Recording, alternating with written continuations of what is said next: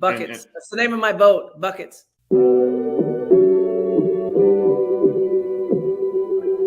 Buckets. What we get. Not the only transfer we got from Florida. Keith Stone, too. Remember that. Adidas, release this in a hoodie. You know, we all make mistakes. He might have made one going to Mercy Tallahassee. if y'all don't know.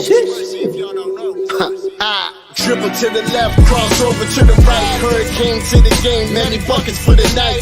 Matt with the pick and roll, Melissa with the give and go. This Shelly, you hoodie girl dunking in the hole.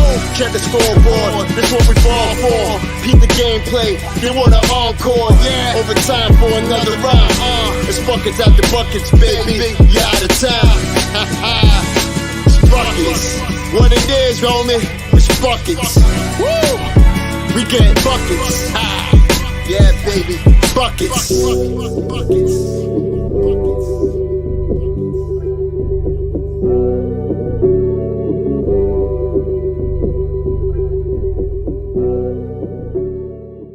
I have no shame. I know. That's the problem. You guys are awesome.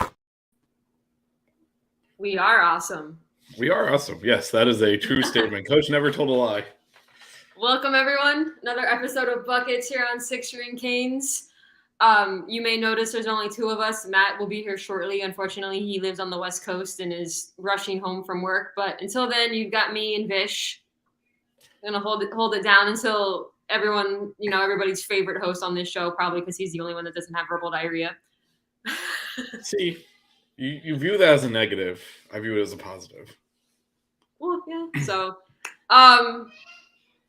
shockingly or not so shockingly, we still have things to talk about in Canes hoops, even though the season ended like almost 2 months ago. It has been 2 months. Yeah. Yeah. Crazy stuff. Yeah, What's and I think we'll Vish? continue. I think we'll continue to have stuff to talk about until they fill the roster. Like, we don't have enough players that you would really be comfortable. Just forget quality of players, because I actually think we're high on the quality side. The quantity side, we're a little light. So, Well, in our text messages, in our heads, we have like 2 whole starting lineups. yeah, that was a good mental exercise. And We were sort of show prepping earlier today, or I was distracting Vish from a Zoom meeting that he was on for like 4 hours, and we were discussing possible transfers that could come here. And if we land all the people that we're going to be talking about shortly, we discussed how we could have like 2 starting lineups and play in 2 different places at once to get our whatever our rankings or whatever you want to call net it. rating.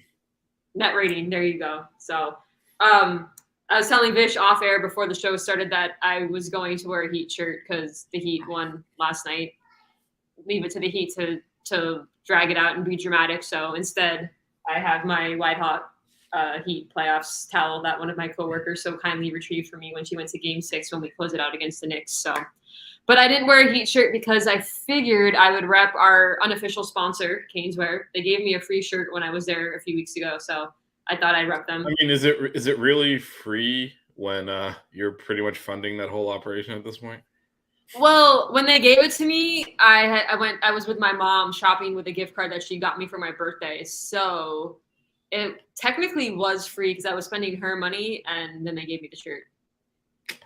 See, I still feel like the amount that money was already spent by your mom then. So I feel like, it wasn't out of my bank account. So for me, it was free. But I do tell them I talk about them on the regular and that there are unofficial sponsors. And they said that they do listen into the show. And so if anyone from Caneswear is listening or watching this, what's up? You guys are the best. Especially Jeff, who DMs me on Twitter and lets me know when they have new extra small stuff in. Yeah, I will say it's very impressive the amount of gear you've been able to accumulate, given that most of it's not available in anything remotely close to a size that you can wear.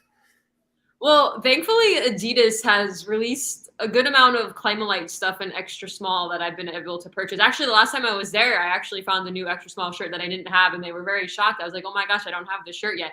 And it's a baseball shirt, so I will be wearing that to game 1 or game 2 or whichever Saturday game it is because I can't go to Friday. of regionals. If any of you all are in the Miami area or coming down to Miami for Kings baseball regionals this weekend, me, Vish, and Jazz will be there. I will not be there on Friday because I unfortunately picked up an extra shift at work, not knowing that this was going to happen. But I will be there Saturday and Sunday. Well, we're going to win Friday easily, so. I got what is this? I got a DM from Spencer late. He's very much interested in Miami. Now we need to make sure it's mutual because a lot will happen tomorrow. It's the last day to withdraw from the NBA draft. Are we talking about Cam, Spencer? I think so, and we're going to get into that in a second. So shout out to Jeff, who just posted. I've actually been talking to him through DM on Twitter, and he comments on some of his stuff for a while now. And I didn't, because his name is different. I didn't realize it was him. Like, I didn't know he was the same person commenting on the shows and on Twitter because he's got a different name on Twitter. So what's up, Jeff? So, yeah. And he's followed this show and several of our other shows as well. So yes. Really, so he's always supporter tweeting me some stuff. Yeah, supporter of all of our Canes coverage. Some of the stuff that I DM you and Matt is actually stuff that he sends me originally that I don't necessarily see on my timeline. So look, man, we don't need. We got to pretend like we're insiders. What are you doing? Well, I follow like 1,600 people on Twitter, so sometimes it gets lost in my tweets. So some of the stuff he DMs me is just lost in my timeline. It's people that I already follow. I just don't see it right away. Again, we're supposed to pretend like we're like the people they come to get information. No, people know that I'm not that official. We have a straight up in with Katie Meyer. I don't know what you're talking about. But anyway, we're talking about via me, we have an in. And Matt knows some former players. If you can get Dave on me, so if we could stop gas bagging for 10 seconds, we can actually bring Matt in. Oh, is he here? All right, here's the guy that everyone actually wants to listen to. And he can hear this, and he's now laughing. So good job. But let's bring him Matt in before we talk about Cam Spencer and some other players as well. See, we successfully BS through the first 7 minutes of the show before Matt came in. There you go. If you could only see me on my drive home from work. Were you road raging? Be like, I have a show to do. No, yeah. I mean, I had limited time, so I was like, I need to get here like ASAP because even a minute, I'm gonna treasure that. Don't get to talk Canes hoops with anyone else. So you know what I mean. You have another show to do? No, I'm doing something with my wife because we never really got to celebrate her birthday. It was last week, so yeah. You didn't get to celebrate her birthday because you were traveling through Europe? Is that what happened? Or well, no, it was the day we were coming back. So we had it was a huge travel day. Okay. And at least you got the terminology right this time and called her your wife. You've gotten used to that now? Yes, I have. Made the adjustment. Yeah. Speaking of birthdays, happy belated to Vish. Yesterday was his birthday, so if you're in the chat, happy birthday, Vish. Melissa embarrassed me on Twitter. Happy birthday. Which I wished him a happy birthday in Twitter and got everybody up in his mentions, which were in my mentions because everybody replied to my tweet. So at least you got some of the shrapnel off of that. I do appreciate that. I was getting all of these notifications at work. I was like, stop replying. But you reap what you sow, man. You reap what you sow there. Vish, I owe you a milkshake at the baseball game this weekend. Or a few, because you also bought my ticket, which you refused to take money from me. So Vish will never let you give him money, too. He won't. I tried to give him money for gas when he picked me up at the airport. And that would have been silly. So you drove like 30 minutes out of your way to take me. No, but I love what his excuse for that too, like because that's what he would say to me. Of like, he's like, I'm gonna be driving anyway, so. I mean, I was like, how else was I getting to the game? Matt's hotel was like 5 minutes from Vish's. Mine was a good 30, 45 minutes away. So he wouldn't let me buy him a beer, food, nothing. Like if I had cash on me, I would have left it in the car, but I never have cash on me. So it's a good thing. Well, you would have nice tip for the rental car company because I probably wouldn't have seen it. No, I would have thrown it at you as I got out of the car. Yeah, we're gonna talk about Grey Loss. All right. They're itching for basketball content. Let's get to it because Matt, we can do the gas bagging later because Matt's on. Vish texted me earlier and was like, "I'm gonna go watch some tape." He was talking about whatever, and then I texted him, I need to go watch some tape, and he's like, "I expect some great handwritten notes." So just so you know, I've got plenty of handwritten notes. Oh wow. So, and I pulled out Grant Nelson's notes from when we talked about him the last time. So I can't throw away my notes. So I guess let's start with him a little bit because I'm curious. Did we? All right, my timeline's all screwed up. Matt, did we ever talk about him on the show, like when you were here? We might have briefly mentioned, like, hey, he was in. Actually, I don't even think it was on the show. I think it was just DMs. Because this is the problem. Like, the people that are watching don't realize, like, we're having a rolling basketball chat offline. Yeah, what I know. What we talked about the show, what we talked about test. Me and Vish talked pretty extensively about Nelson on air. I don't. Yeah, but I don't think Matt had already your guys' shows, and I don't remember you guys. Yeah, I don't think we talked about it. So I don't think maybe we'll start with that. If Matt, if you want to give us, so as was said in the chat by Jeff, so he is now going to transfer somewhere because I think when Melissa and I talked about him across multiple shows, are kind of he's probably going pro. The rumor was that was his first choice. Well, so we talked about him, but not as a realistic target. But now. Especially, I think it was because there's a lot of hype because the numbers from the combine, right? The vertical jump, I think it was top 10, and vert jump, I think I want to say. I know the lane agility testing, he was number 1, which, you know, having a big man like that, 6'10", so to speak, test that well, you know, that kind of says a lot. I think he was 3rd overall in like the history of the drill too, if I'm not wrong. All of his like ball handling and agility stats were insane. Like from what I was reading, scouts were like he measured 6'10" without shoes, so he's tall. But scouts were saying his ball handling was comparable to some of the best like smaller guards in the combine. Yeah, which I mean, you watch the film, and it does kind of. I mean, it sticks out a lot, at least in my eyes. You see him going between the legs, like doing these ISO moves that like a big guy doesn't normally do. Like I thought Sam Wardenberg had a decent ability to put the ball on the floor, but this is like completely different because he can create his own shot off of it.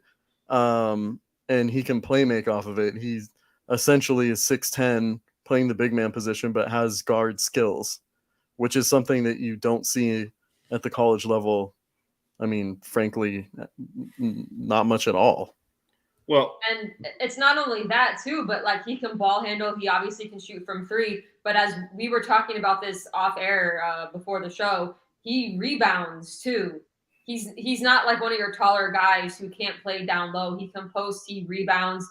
He does a lot of everything. And I think really the concern that I guess any college or basketball fan would have is just the kind of the ability levels he played against, having played at North Dakota State.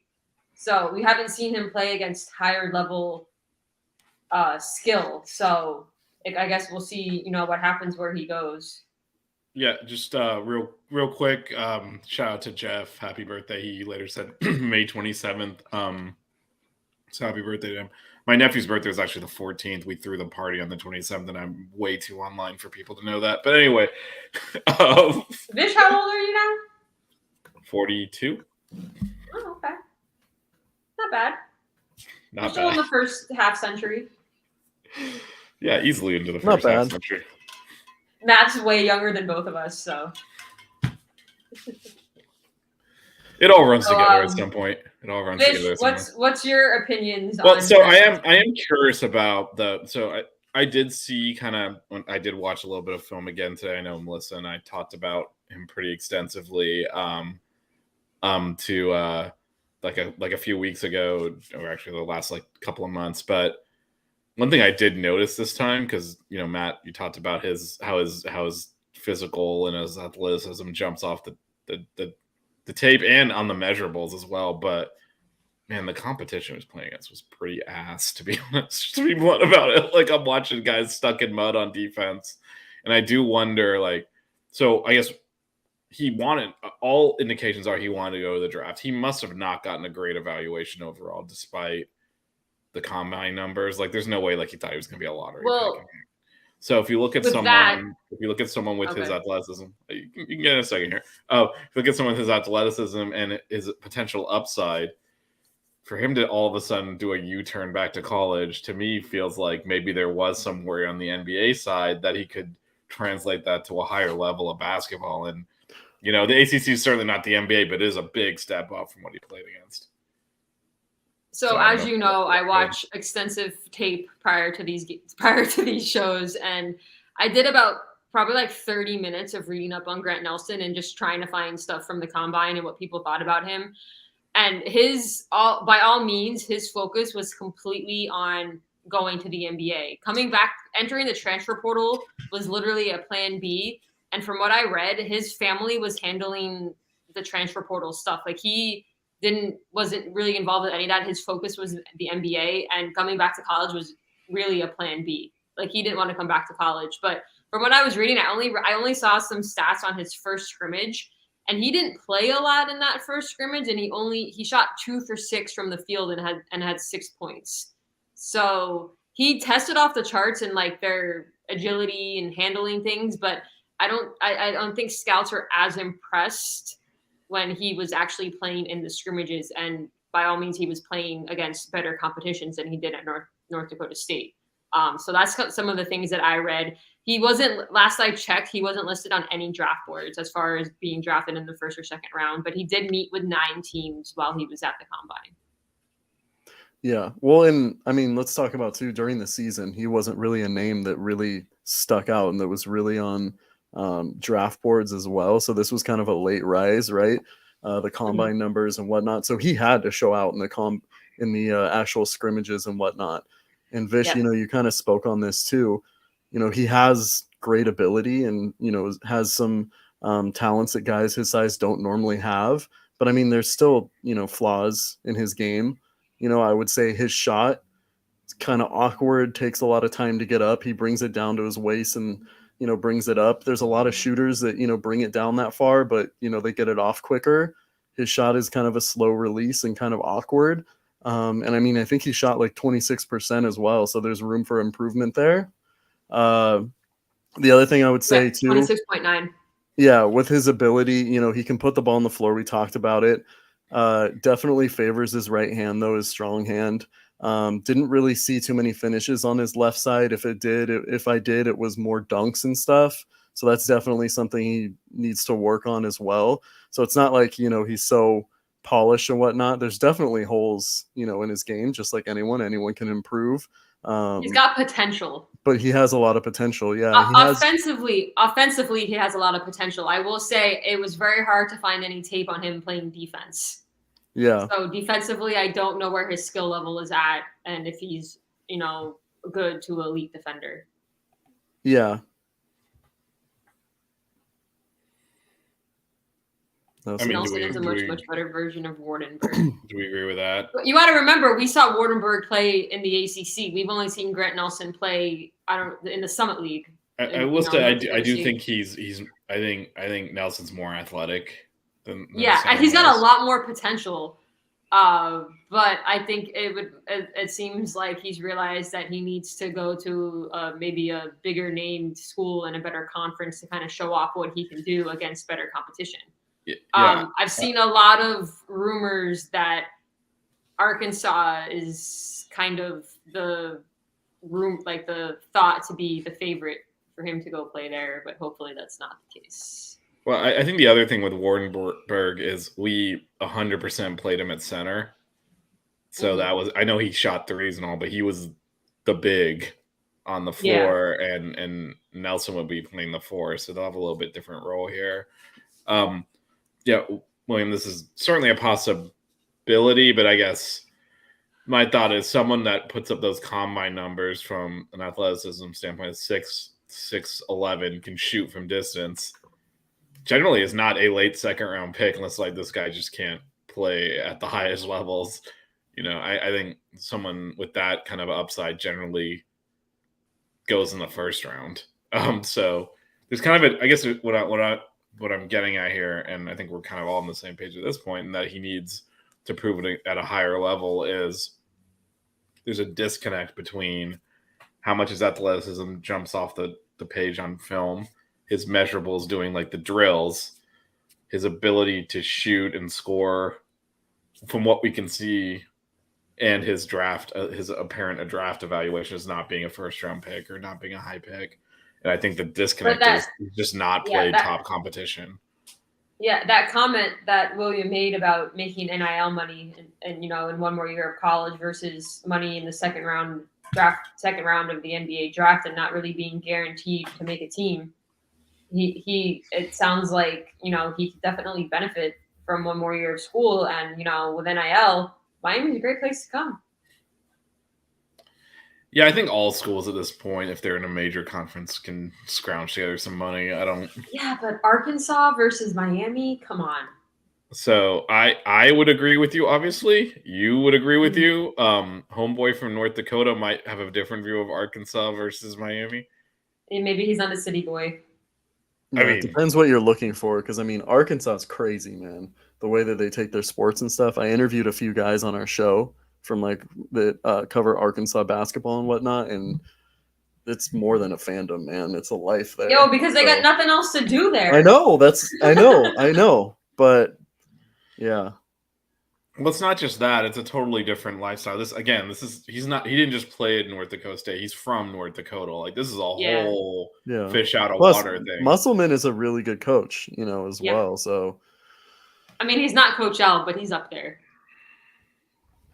So, yeah, it's just I can see how, like I said, for us, like, Miami's kind of the end all be all, and even taking out our personal, well, Melissa and I went to school there. Matt's been a fan forever. Like, our personal affinity for the school, it is a very unique situation. I could totally see someone from North Dakota being like, I am not interested in going there. Right? Culture shock. It's totally different than anything he would have experienced in North Dakota. I could see him be like, yeah. In fact, I talk a lot about how we've had a lot of success going into the Northeast and the inner cities and recruiting kids because you can play in the ACC in a city, even though I know Coral Gables is a suburb, but you have Miami's like all around it, right? So you can play in a city in warm weather and play in the ACC is a big value prop for someone maybe living in Philadelphia, living in Baltimore, living in DC, living in New York. That same argument might not work on someone from North Dakota because it's kind of like, I don't want to live in a city. I want to live in a college town, right? And we definitely don't offer that. So I could see someone saying, I'd rather actually be at Arkansas. Would I ever say that? Hell no. But I'm not going to criticize someone else that maybe didn't grow up in a city for having that stance. Oh, we got another usual in the chat. Yes, what's up, Daniel? We have our core listening audience at this point. It's really cool. Dude. Is that Zup or Sup? What's the response here? I'm thinking maybe he meant guy? Yeah, anyway. It can't be more of a culture shock than France to Miami or Australia to Miami. Australia's got really big cities, though. I've been there. Yeah, I would also say France to Miami and Australia to Miami is less of a culture shock than France to Fayetteville. Right? I will say, maybe we should get Norchad on this recruitment because he played at Arkansas State, so maybe he can just be like, "Yo, you don't want to go to Arkansas," like blah blah blah. So Norchad being Nicaraguan, I feel like was meant to be in Miami from the beginning. Again, right. I think some of the stuff that appeals to a lot of the players we've been able to bring in probably. I'm just speculating. I don't know where Grant Nelson's headspace is, But I will say, if Grant Nelson were to come to Miami, he would obviously fill in that fifth starter spot, and it would be Nigel Wooga at the 2, Cleveland at the 3, Nelson at the 4, Amir at the 5. Yes, let's talk about that a little bit. So I'm curious to get both of your takes on kind of how his game fits with the rest of it, because Melissa just kind of laid out what the starting five would pretty much guaranteed look like if he were to come here. We'll talk about Cam Spencer in a second. But how do you feel his game, and I guess I'll throw this to Matt first, and Melissa, you can answer too. How do you feel his game would fit with the rest of this team? Anytime you have a versatile offensive player in a system like this, I think it always fits well. I'd like the fit next to Norchad. I think, we talked about having another guy that can create for others. And for, I mean, a big man, he does it at a high level. I don't know if it's, the same degree, but I really like his offensive ability. I think he'll fit and complement a lot of pieces, and I think he'll make, life easier for a lot of guys on our team. I'm interested though too in seeing, going from, he was part of a team that was not very good last season, was kind of their whole team. How does that role change if he does end up coming here? That's one of the things that I'm kind of looking at. So I like the fit though. When you look at just, what he does offensively, I think that he can be serviceable defensively just because of his athletic ability. I think that where his trouble will come is just kind of understanding the scramble defense and whatnot. Like Sam Wardenberg wasn't the greatest athlete, but he knew where to be on the court. So that's kind of my thought process. I don't know how you feel about it, Melissa. Well, everybody who's watched this show knows my feelings about stretch fours and how I'm desperate for us to get one. William mentions, don't forget that Grant played with Isaiah and Jordan Miller at the Combine, and hopefully Zay and Jordan were talking up Miami. And also he saw how well Jordan and Zay played because they killed it at the Combine. I think Grant would fit in great with our offense, just in what he would do to spread the floor. I mean, he has a post-up game. He can drive. He can shoot from three. I think he would fit. I would love to see him in our starting lineup. It would move. We'll go to the 2, and Cleveland would play the 3, which I think is more of a comfortable position for him. But he's someone that you kind of have to guard all over the court because he has the ability to do everything, assuming that his game can translate into higher level of play. My concern mostly would be defensively, because I haven't gotten to see a lot of tape on him playing defense, and he's playing at a higher level. But he is very athletic, has a lot of agility, and is tall. So I think that's just something that he would progress and get better with time as the season went on. But yeah, no, I would love it. But like Matt said, he was kind of the guy on his team, so it'd be interested to see what he does with other, great players on the court with him and sharing the ball. Can I just say too, I'm so intrigued of a Grant Nelson and Norchad Omier pick and roll situation, or like dribble handoff. That would be insane. Yeah. Yeah, I guess my only concern is, Matt, you kind of touched on some of these points. He has not, like North Dakota State was bad despite having him on their team, but I'm not blaming him for that. It's a team game. Yeah. But just like he hasn't really played these high leverage situations. He's used to being by far the most athletic guy on the court. It's a pretty big adjustment for him. Now, Norchad, at Arkansas State, I don't think he relied on his athleticism as much and had that much. It had that much of an advantage over everyone else there, but he still was able to, in one offseason, make that translation to the ACC. So it's definitely possible.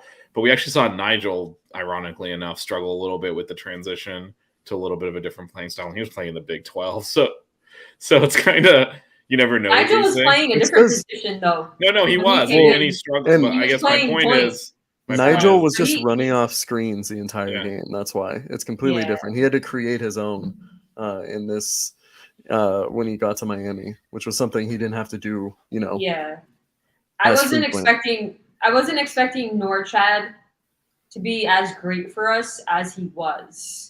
I mean, none of us knew who he was. I wasn't really paying attention to Arkansas State. And I just saw him like, 6'7" center. Wow, we're going to be even smaller. I'm like, he's built like he's a big dude. I wasn't expecting to get that kind of production that we did out of Norchad as far as rebounding and defensively. But really, my only concern with Grant is how his game is going to translate to a higher level of play, because he did all these great agility drills and handling drills and all that stuff in the Combine, but you're doing that by yourself. You aren't playing against, teams that went to the Sweet 16 or won national championships or whatever. at North Dakota State. So it'll be interesting to see how it translates. But I have faith in Coach L to get them ready. I mean, Nigel was a little uncomfortable at the beginning of the year, but when we got into crunch time, into ACC play, he really balled out, and Norchad was amazing for us all year. So I got faith that if he comes into Coach L's system, that he's gonna do well for us. But it's a matter of getting him here. Yeah, and I think the other thing is, it's whether you want to take a glass half full or glass half empty approach, because at North Dakota State was definitely more athletic than the other players on the court, period. But he's also not surrounded by quality players. Like, I mean, he might find he actually has more space to operate here where they can't just focus the whole defense on him. So, imagine him and Nigel on the floor shooting threes.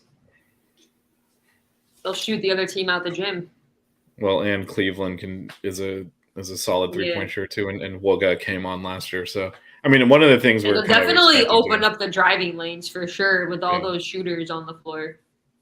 Yeah, and one of the things we're looking at is for Wooga to continue to improve. So we shouldn't expect him to be static. So he could also get that percentage up even higher. So well, he has to play the two.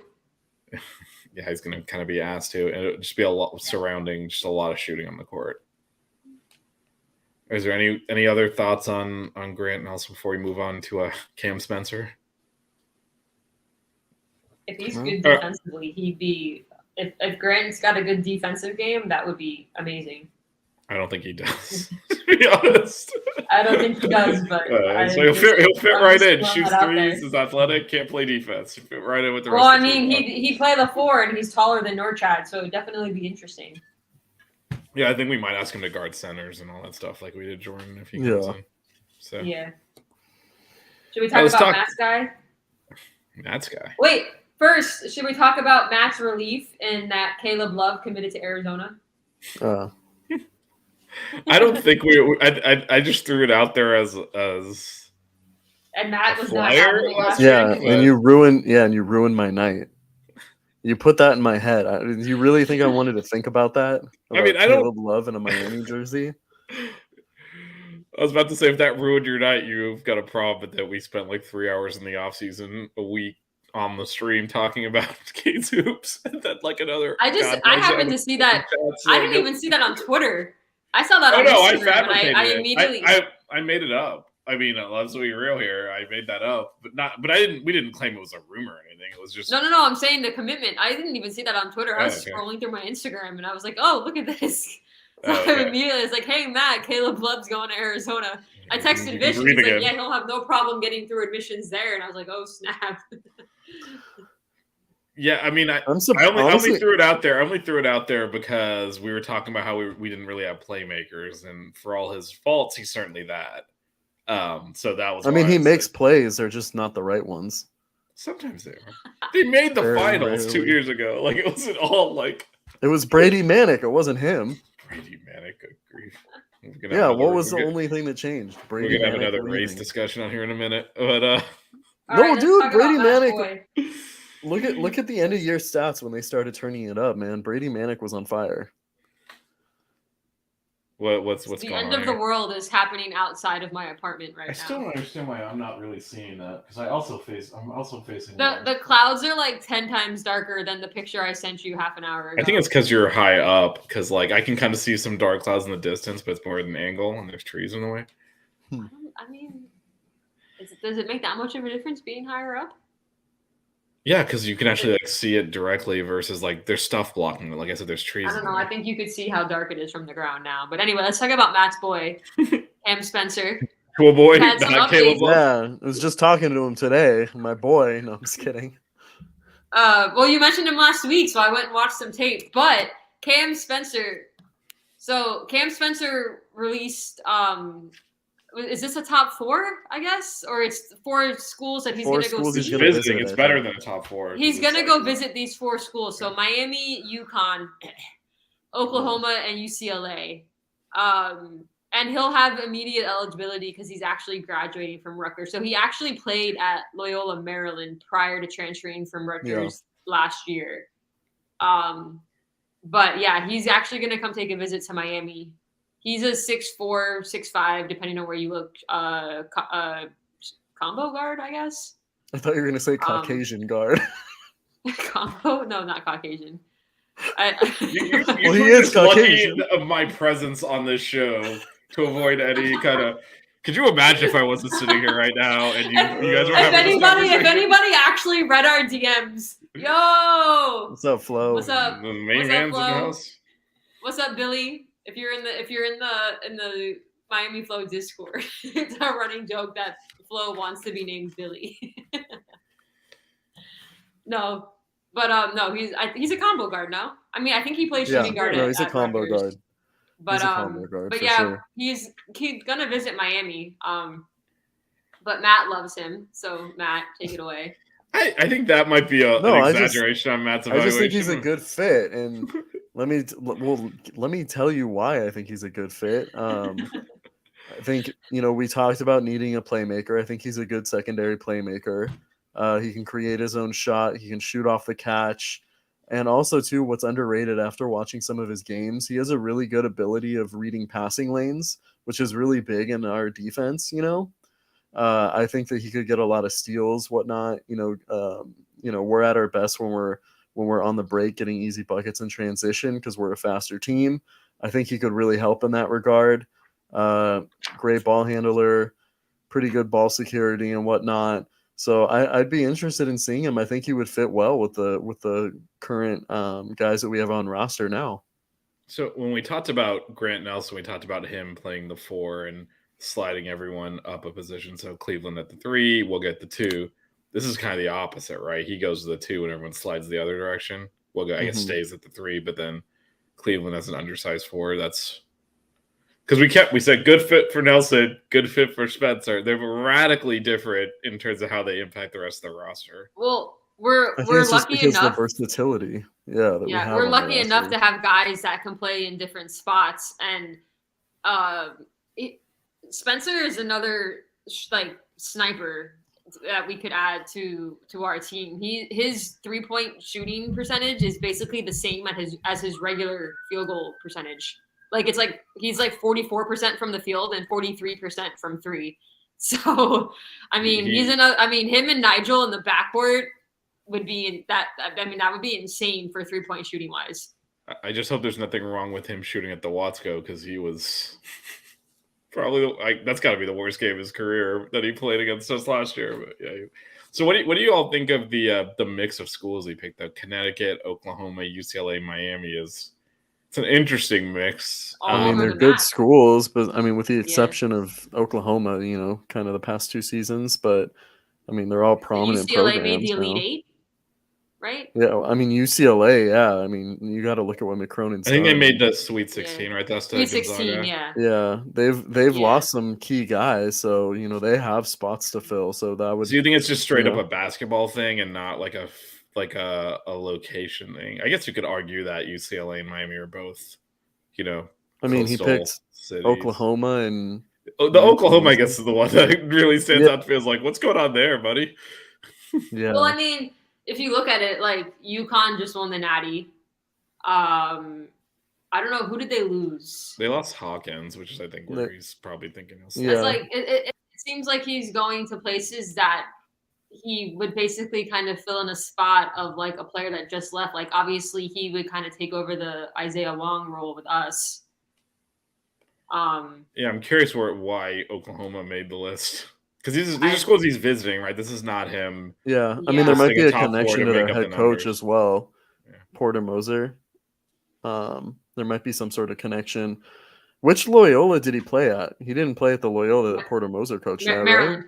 Maryland. Oh, okay. Loyola, Maryland. Yeah, he didn't play Loyola Chicago then, yeah. We don't talk about that school on here. Yeah, well, sorry.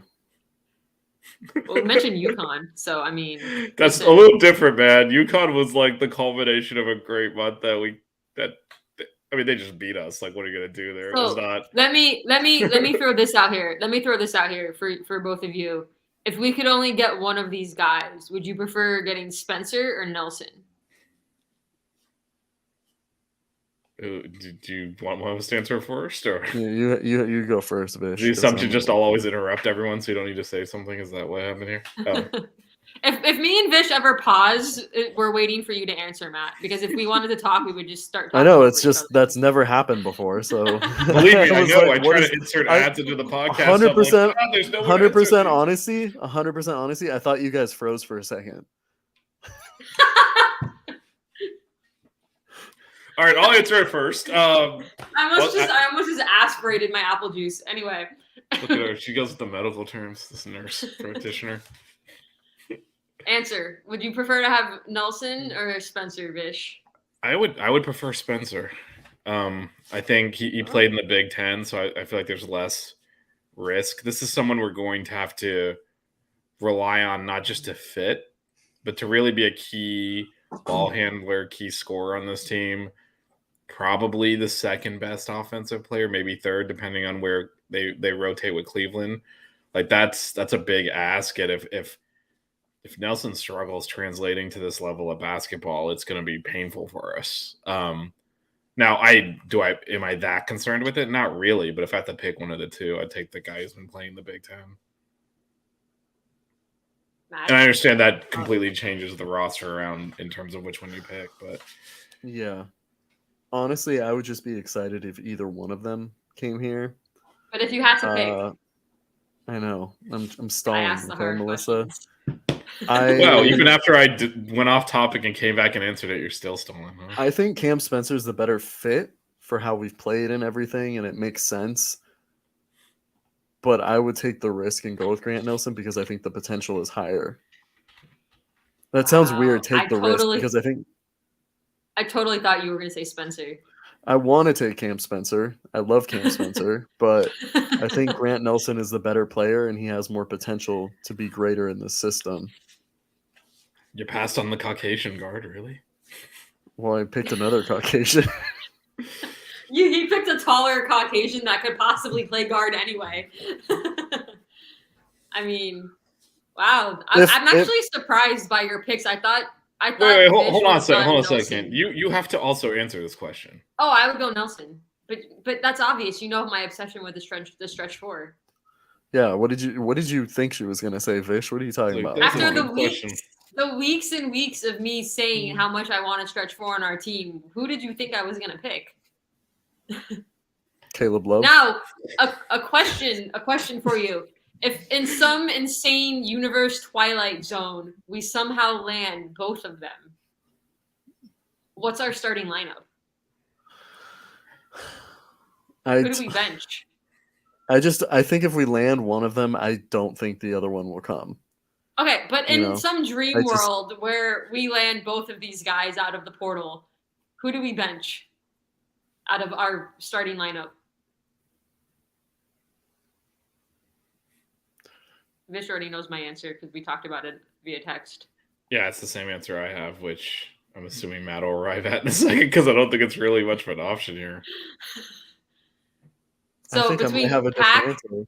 Okay, all right. Well, that'll be interesting. so between Pack, so what is your Spencer, Wooga, Cleveland, Nelson, and Amir, out of those six who would all technically be starters, who would you bench? Hold on, let me run through what my 5 would be then, because it would be Airway silence, as Matt so, says. well, We Matt, need like a Jeopardy Matt ringtone. visibly, wow, you can actually see him thinking. As he Shoot. does that, I'll just give Melissa and I had the same answer, which is Wooga. Don't say it, because I want Matt No, to, it's fine. to go. No, I I think he knew knows what what Vish was gonna yeah. say because he Yeah, said it's it in the Wooga. chat. Yeah, it's Wooga, Oh, right? Wooga. Yeah, me and Vish both said Wooga. I mean, the guy we had to bench in the Final Four is probably the likely candidate to not be a starter. But then we were talking, saying how like we could technically have a starting lineup 1B, because then our second starting lineup would be Bensley, Wooga, George, Casey, and Watson. Watson, yeah. And Watson. I wasn't going by that position would be order. I was just backups. naming. That's backups. That's even That's a tournament team on another team without them. I mean, yeah, that's a pretty strong lineup. Oh. So this might be crazy. Well, it is. But I think I would actually probably bench Matthew Cleveland. Huh. wow. I Yeah. can see that. Why? Just because I think the fit. That took I you a don't know good 2 how I- minutes to come about. I don't know how I like the fit of Matthew Cleveland, Grant Nelson, and Norchad on the floor at the same time. Wait, so you're saying you wouldn't? So because that's you a would play possibility if we Pac, just take. Wooga. Wait, hold on. Wait, I forgot. Wait, so you're saying? Oh my God, I'm not thinking of all the So names no, here. you're saying if you would bench Cleveland that you would play Pac, Spencer, Wooga, Nelson, and Omir. Yeah. Which I could see Yeah. that because Yeah. also Be like breaking news: Matthew Cleveland re-enters the transfer portal. well, I think one of the compelling arguments for that would be you'd then have an elite scorer on your second unit. We're going to rotate a lot anyway, and if you get off to a slow start offensively, you can just put Cleveland in the game. I mean, that's like a huge weapon to have there. Imagine it's the easier defense for in the second unit. Right, it's easier to impact the game by having scoring coming off the bench versus something else. Like Wooga would not. Like if we're struggling scoring and we put Wooga in, that's not gonna really. He's not gonna like. All right, get the ball to Wooga, let him like shoot Yeah. 5 times. Or we're never gonna do that. So I could And then kind of if we see needed that. like the all defense team, it could be like Bensley, Wooga, Cleveland, Omir. You like can't. all You can't. defense. Don't say Nelson. Don't say Nelson. I wasn't. For an That's why I all-defense stopped at rating. 4. I don't know who you the fifth would hesitated. be. You're like Watson. 5-4. Watson? I don't know. Not that we're gonna land Spencer on Nelson. I just was playing some what ifs because it was fun to watch. That Matt raises sweat play. another question, Matt. So I know you said it's unlikely, and I think we all agree it's unlikely. Yeah. The way you hesitated, thought about it, and kind of weren't. Jeff, don't do these things to us. I mean, are these real? These are real, right? Like, we're not being trolled. No, he's trolling. Jeff. No, I don't know. No way. Jeff, I need you to DM me screenshots of this on Twitter.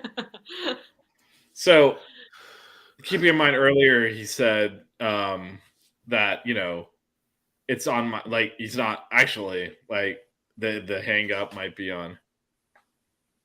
Make sure it's mutual is kind of a big step there. If Spencer is saying that he's taking a visit to Miami, I'm assuming the feeling's mutual as far as wanting him to play here. Maybe, but Yeah. to Matt's point, this is where I was getting to the question before Jeff commented. Actually, Melissa is going to receive screenshots. Is kind of one of the if one of them commits, do you just kind of all right, we're not taking both, or would you take both? I guess because the way you hesitated, kind of like this is. Almost felt like you were thinking this is not a good idea to take both. Could it be too many cooks in the kitchen? I just don't know. Like, where do the minutes come from, right? Because the reason I'm asking that too is because the super team thing more often than not, and obviously this is not that level of wow, everyone's a stud type of thing, but you can have too many good players on your team from the standpoint of a good player generally being one that needs the ball in their hands, right? That's what's the most valuable thing in basketball is the Isaiah Wong that you can get the ball to and they can create offense. You can have too many of those because you don't, like you said, you only have one ball. Where do the minutes come from? So I could see an argument for saying, hey, if we land one of these, we still need more players to fill out the roster, but they should be more role player types and not that hey, this guy will come in 3-and-D or whatever versus all right, this guy needs the ball. Well, yeah, and I mean, you look too, let's say we land Cam Spencer, right? Do you really think Grant Nelson, he's trying to work his way into the first round or whatever next year? Is he going to look at Miami and be like, okay, I'm going to have opportunity to put up this many points, do this well? I might have an opportunity to go kind of far in the tournament, but he still needs that production, right? That's what I would kind of say as well. Yeah, but I would agree you with take your both point. if you could? Would you take both? Apparently, it's in your DMs at this point, Melissa. I mean, DMs don't always work. I'm reading. Give me a minute. She's talking. reading. Well, she's reading. No, I Matt, mean, it's your chance to talk, Matt. Go for it. For me, I definitely would take whoever wants to come here, especially. No, but would you take you? So you would take both, and then I would take both. Okay, I would take both, try to figure it out, and then play the best guys. If someone wants to transfer, then because that's where we're at. Guys can just leave if they really want to and get playing time. Yeah, I mean, I think it's intriguing to think about Cleveland coming off the bench. Yeah. What's Cam Spencer's Twitter? I don't think he has one. I was looking for that earlier. That's what I'm I saying, couldn't because find his like social you're media. DMing somebody named Cam Spencer, but I don't know that this is the actual Cam Spencer. Yeah. Like he sent me a screenshot, but Dude's probably just messing with him. yeah. Wait, I what is don't- the? I don't- All right. Well, let's do this offline because I don't want to. Yeah. Let's do this Anyway. offline. We'll do a little offline investigation on this and come back next week for the conclusion of our investigation into whether or not that was actually Cam Spencer. Yeah. All right. With that said, so I think it's unlikely we would land both. So it's probably either or. And then so kind of unless does anyone else have thoughts on Cam Spencer? Baller. Well, you both picked him, so hopefully he's watching. Oh no, We picked him over Grant No, Nelson. I no, picked Grant Vish picked Nelson. him. Matt picked Wait, Nelson. oh That's yeah, what I said I was yes. in my head. I was thinking Matt was picking Spencer, so that's just what I Yes. stuck with. I am your fan, man. So when you commit to Miami, come on the show and then ignore them. I too. think we all are, especially because Matt brought him up last week. You're welcome. Should I just go with an 80% on this so we lock it up? But Oh, you want to do percent of? no, I don't actually. That was a joke. If we thought he was, we think, well, was it like, is it 25% if those 4 schools he's visiting are his top 4? He's No, not you going got to to give us Oklahoma. more. I would He's say not going to 33. Oklahoma. He's not going to. Yeah. He's not going Give to Oklahoma one. And So and 33%. 33%. I would go higher. I think it might be between us and Connecticut. He's an East Coast guy. He was at Loyola, Maryland, and then Rutgers. So I don't know that he wants to look. UCLA is UCLA, right? That is big time. That's a brand. There's all sorts of. You're playing on that campus at that school. That is a whole other thing that there's no way we can compete with from like a stature standpoint. But that's a big move. That is a totally different thing you're signing up for there. And I would say, like, I mean, Connecticut's intriguing for him for sure, I think. But, you know, what's another championship at Connecticut? Really? Yeah. The issue, come here and make history. If it were to come down to us in Connecticut, we can't even sell the whole, hey, we made the Final Four last year because. No, but we can sell. You can make history here where you can't there, right? And by that, I mean they've won so many. They've been the most successful program in the last 20 years. Like they've won so many 25 years. Like it's ridiculous how often they win. You're just, winning the championship's great, but you're just like added to the list of like all the other players that have gone there and won championships since like Richard Hamilton was there, right? There's an opportunity to make history here that you can't do at UCLA or Connecticut. Although I think if UCLA, if they were to finish a job there right now, that would, because it's been so long since they've sniffed around the Final Four, been in the Final Four a ton. They have not won the championship since '97, I believe. So you would be a god on UCLA's campus because they're such a big basketball school. So that's a whole different value prop. But I mean, if Connecticut repeats as champions next year with him as one of the starters, like, okay. Is UCLA and USC in the Big Ten in 2024 or this next season? I think it's 24. I think it's 24. Yeah. Yeah. So yeah, he would still play in the Pac-12. Yeah. Which again, it's a whole Pac-12. different atmosphere out there. It's kind of, and Matt can talk to that a lot better than I can. Yeah, I went to a few UCLA games last season, and for being one of the prominent programs, it's kind of like pretty desolate and empty there. So it's different. I will say though, it's that with the expectations and the pressure there is insane. Like that, they have. It's in a way, although they've been more successful than our football team has over the last 20 years, like it's almost the same thing. Like, hey, we used to win championships here regularly a long time ago, and we expect you to do that now, even though they don't care. They don't care unless you're at that level. Yeah, right? like so getting the the Final fandom has Four finally is gotten it's back. like minimum there. Like that's a solid season if they make the Final Four. Yeah, right. I mean that's like crazy expectations at UCLA. They're nuts. No, I will true. say though, and you guys can also vouch for this, that I was actually impressed at the Final Four that the Miami student section filled out more than the UConn one did. No, we had the most fans there. Mhm. Period. Not just the student section, the whole thing. Although I still believe this. I wonder if there's a way to validate this. I think those FAU fans double dipped. Because a lot of, I mean, for those of us, Melissa and I are from South Florida, FAU students and people associated with that school also cheer for Miami. They're not really competitors, and Miami is the South Florida school. And that section, which was across the court from where we were sitting, was very red in the first game and very orange in the second game. And it's one ticket, so something happened. And I feel like there's some wardrobe changing and some, we're going to support both South Florida schools thing happening there. Which actually makes me wonder if we could have just gotten tickets through FAU. I wonder how easy that would have been. Anyway. What? I mean, trailed off on that. I didn't even hear what you said. I said it makes me. No, I just had a thought of how hard it would have, how easy or hard it would have been to get tickets from FAU. Like we could have made a donation, probably, and got to the top of their booster list and picked up some tickets for what I paid. But anyway, that's a whole side tangent that even I won't go on at this point.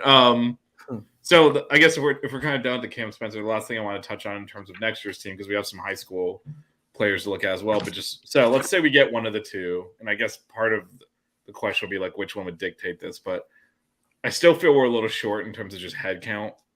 So all right, let's do them one at a time. So if we were to get Nelson, where would you look to kind of fill out the roster, assuming we're not done yet and we still pick up another player or two that's on the roster next year? Melissa, you can go first. If we get Nelson? Yeah, let's say we get Nelson. Like okay, so now we have him in the fold. Like what other, like how would you look? Because your stretch four, check. All right, now what? Where do we fill out the rest of the? I'd still like to get another maybe more proven big man. So keep in mind at that point we're shopping for backups, right? Yeah. So. Probably a big man and then maybe another guard, but if we don't get Spencer, I mean, you got to hope that Watson takes the next step and then you're still bringing Bensley off the bench too, and then you have those two, maybe Robinson. But I still would like I don't know that I have enough trust in that leap from freshman to sophomore year for AJ Casey. So you're thinking more bigs? Mm-hmm. Okay. Matt? I think we need another either guard, wing, whatever you want to call it, that can create their own and can play make as well, that can come off the bench. I think that would be a big thing to have. I guess another big, a rotation big, I guess. Another stretch four. I don't know, maybe. We can go two stretch fours. No. I was just joking. But actually, Melissa, would you take two? That's too much stretch fours, right? There's never such thing as too many stretch fours. Spencer and Nelson only have 1 year of eligibility left. So if we could bring in someone who maybe has more eligibility and can develop in the system, I mean, that'd be great. Yeah. I was hoping Van Allen Lubin would want to come here because he was only a freshman and he was. No, Van Lubin is no longer acknowledged around these parts. No, I know he's not coming here, but I'm just saying he went to Vandy. Yeah, I think you can totally add like another. It's my house that's being disabled now. Oh, okay. I was just making sure there wasn't like. No, I was gonna ask you guys could hear it because I was gonna go back, take myself out of the stream and go fix it, but I can hear someone clicking on it now, so I think they're disabling. It's okay. If you leave the door open, the alarm alerts on after a while. Anyway, okay. Someone left the patio door open. It's like, what the hell? Oh yeah, the first time that happened, I was on a work call back to back for like 2 hours, and I could hear it beeping right outside the room here, and I could not get up to turn it off. That was fun. Anyway. So flipping the question around, then, does your answer change at all if it's Cam Spencer instead of mine doesn't? Then we still definitely need a big. I would say, yeah. I mean, definitely get a big. Then, just for different scenarios, I would say Because I mean, we still would have what, like, if we added 2 more players, we'd have what, like 2 more spots? 2 or I mean, we've done this. What So did if we we say? We had added- seven. We had I 7 know. players leave. We have 3 new players so far, and I think we had 5 go out because I'm still not sure. No, 7. Wait, we had 7 go out. I thought that was 5 the limit. through the transfer portal and 2 to the NBA. There were 5 in the transfer portal. Yeah. Harlan Beverly, Anthony Air, Walker, Danilo, Okay, I'll let her Beverly, do this. Walker, and Osterbrook. Are we sure 5. Osterbrook was on scholarship? He entered the transfer portal. That doesn't mean he's on scholarship. It's either 5 or 4. I don't know if he was on scholarship. I don't know. Okay, As a well, walk-on, did you enter the transfer we've portal? had 3 come in. So so let's just use your higher number of 7. So that would theoretically mean we have 4. I don't think we're going to take. We have 3 or 4 spots left. Because I don't think we're going to take 4 more players though. So No. it's probably. But yeah, we have room to take more. I would be I think surprised that- if we take more than 2 more. Yeah, I think then if like it just comes down to like, is there a guy that like maybe didn't get playing time that's that was a freshman William last year says he that was a they walk-on. see has potential. So apparently, So- walk-ons can enter the transfer portal. Of course. Well, yeah, because they still have to do the paperwork. It's the same thing. Does that mean we can enter the transfer portal? Or So Edward my confirmed eligibility via text ran that out. walk-ons can enter the transfer portal. My eligibility ran out during the W. Bush administration, but sure, you might still be able to enter the transfer portal. I make Learn fun of something Cam new every McCormick, day. but yeah, I'm not even close there. So, but you might be able to do so. Oh, Osterbrook got a scholarship to Portland. That'd be nice. That, now he's on Scully. Which probably Yeah, I mean, was he what it probably is. He does. probably was getting Yeah. feelers from like, "Hey, we'll actually give you a scholarship."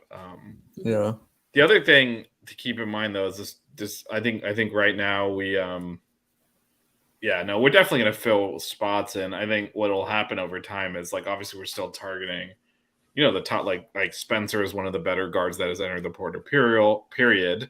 Nelson as well at the 4, so we're still targeting those I think higher once- level. Yeah, once some of the bigger names are gone, we'll probably start offering some other guys that'll probably just be role players and bench pieces. Well, I would look at us to offer those kind of players with 1 year of eligibility left at that point, so we're not holding scholarships on players that maybe we weren't first choices for multiple years. So Yeah. I would look at that, your Keith Stone types.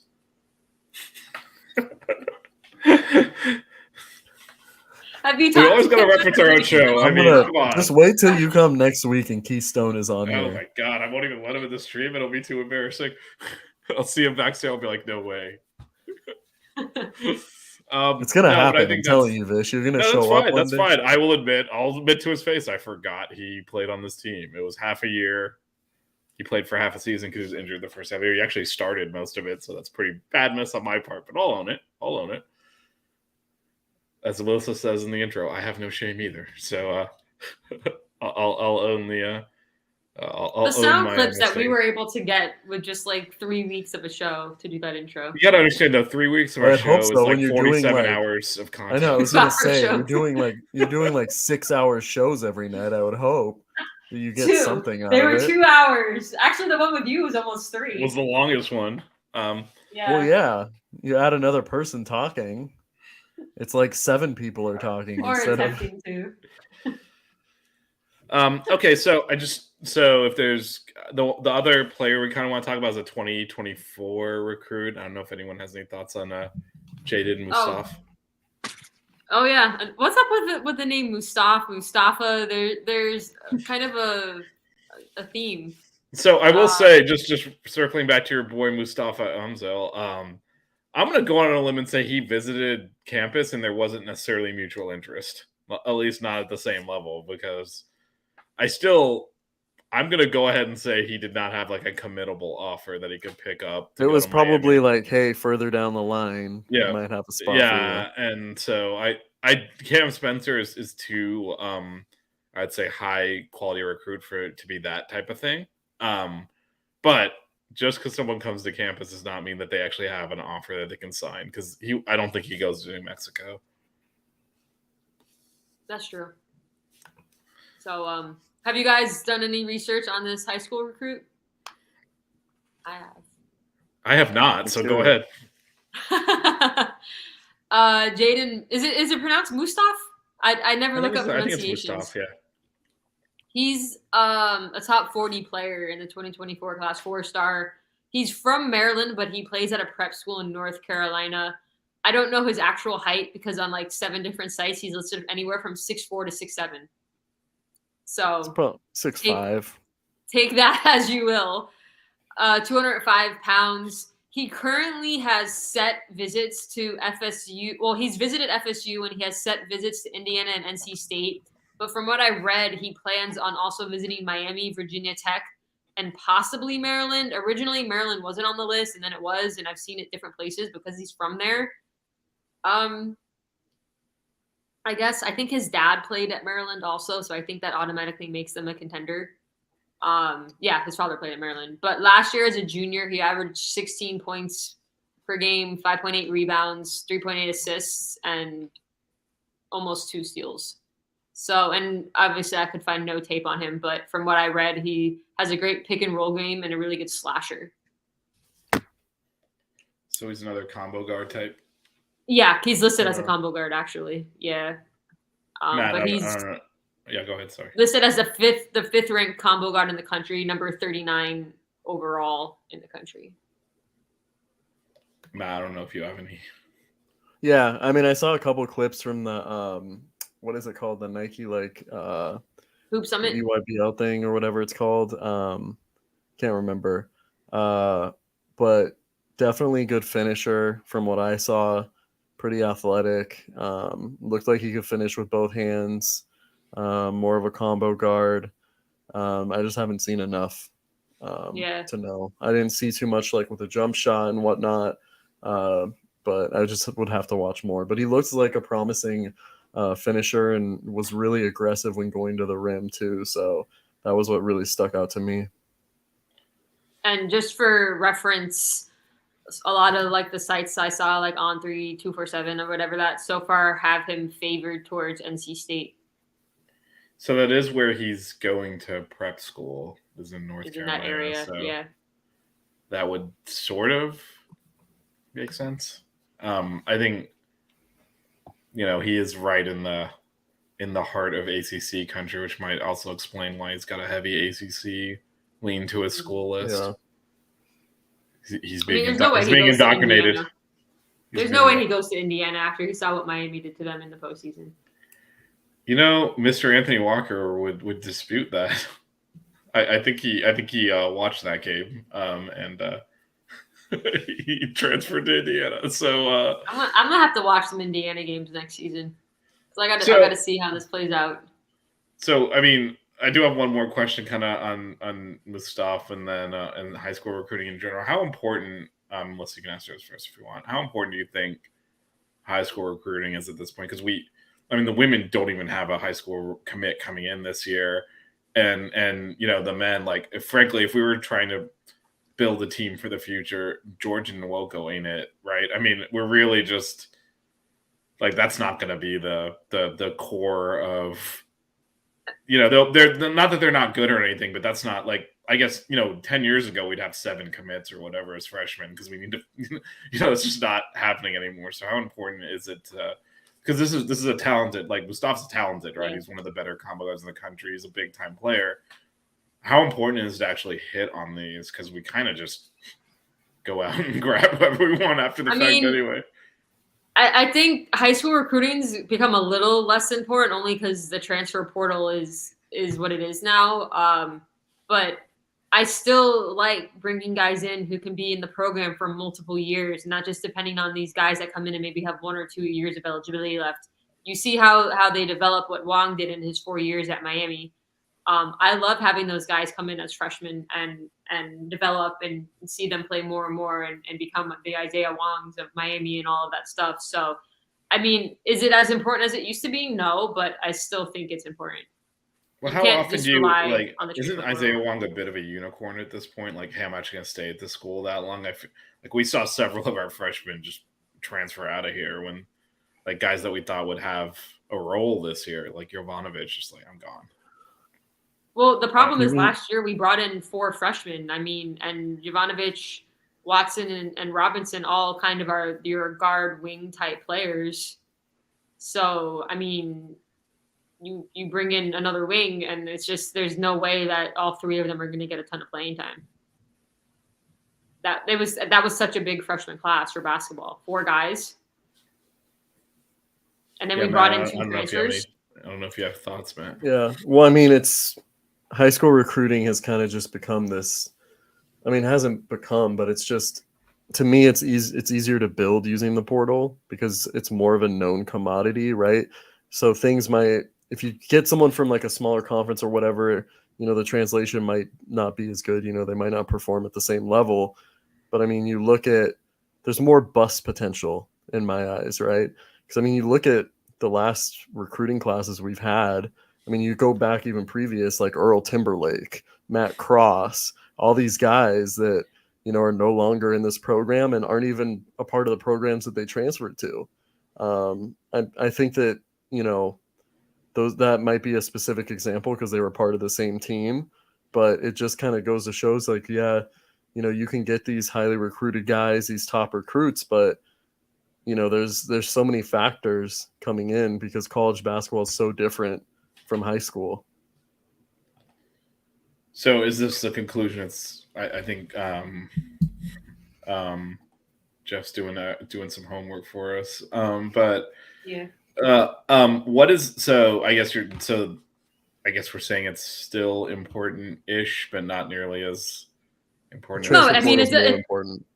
The transfer portal is way more important now, just because you'll bring guys in that have college experience. They're more mature. They're older. They're more filled out. The transfer portal, what it is now, is definitely more important. But I still think there is some emphasis on bringing guys in at 17, 18 years old and developing them through your system. I still think that's a nice thing to have people that are in your program for multiple years instead of like 1 or 2 years. So, but no, I think the portal, I agree with Matt, is more important. Yeah. And sometimes you can get someone like Donovan Kirk who transfers out and comes back several years later, which is still like the Well, I weirdest mean, thing. just look at what we use a transfer portal with the last 2 years. We brought in Jordan Miller 2 years ago, and look what happened with him. And then last year we brought in Omir and Pack, who inserted themselves into the starting lineup and were invaluable to our program reaching the Final Four. So, I mean, Coach L knows how to work the transfer portal, and definitely, I mean, but then you look at it, and Wooga and Wong were both high school recruits that came in as freshmen. So Bruce Brown and Lonnie Walker came in as freshmen. Yeah, So, that didn't work. Well, they were really good and went to the NBA, and now they were Right, but that's the other. Well, I think one of the, and obviously at Bruce Brown, we've played the what if game with that team quite a bit already. But Bruce Brown's not. Yeah, injured. he got injured. If he doesn't get injured, we go far. But yeah, but I think I guess like the counter to that, because I mean that's about as good as you can do in terms of like landing high level. I mean, there are NBA players now that are making impacts in the playoffs, right? So even with that, they were still gone. Like I think Bruce Brown was 2 years here, and Lonnie was only 1. Mm-hmm. Like I think that's probably the argument for not investing as much time in freshmen, because the Isaiah Wong that's just going to stay here for several years is probably rare. They're either going to, like Matt said, bust out here, or maybe just I got to transfer. It doesn't fit. Yeah, or if there's something like Lonnie, just like I'm going to go to the draft. Like I'm not so. But if you can hit on high school recruiting every year and find these players who can make a significant impact for your team as a freshman or a sophomore and make your team better, then it's worth it. I mean, if Bruce Brown doesn't get hurt his second year, we go far. And then he's developed into a great role player in the NBA. He's going to play for an NBA championship, and I would be rooting for him, except they're playing the Heat. So, I mean, but I still think getting high school guys is important. And if you can prove that you can develop these guys into NBA players, you're going to start getting really, really good high school guys that can make an impact for 1 or 2 years and go. And then you keep getting those players, and that's still a big deal. Yeah, I just don't. I'm kind of on the side of whatever on the high school kids at this point. 'Cause Yeah, it's the portal. The portal is more important for sure now. Definitely is, but I still think there is some value in the high school recruiting. But I will say This a hidden value there is establishing that relationship anyway, because the kid might be in the portal from another school in a year or two, and you might want to reach back There to you it. go. So there's that also. There you go. Sorry, Yeah. Matt, go ahead. Well, no, I was just gonna say I think there's a lot of people that say high school recruiting is important just because it's important, right? You know, I don't care how the team is built. If you're just constantly building from the portal, you know, and getting guys that are here for a year or two, and the team's successful, you know, and you have, you know, guys in your program that know what to look for in guys as role players or key contributors, I don't think it matters. Yeah, and especially basketball is a very temporary sport, like because they can go pro, they transfer easily. You You go don't have to pro be overseas. 1 year. Yeah, so a Yeah. lot of it's so it's very different from like football or even baseball, where football, they're going to be in college for 3 years, whether or not they can be at your college is another minimum. Same thing with baseball.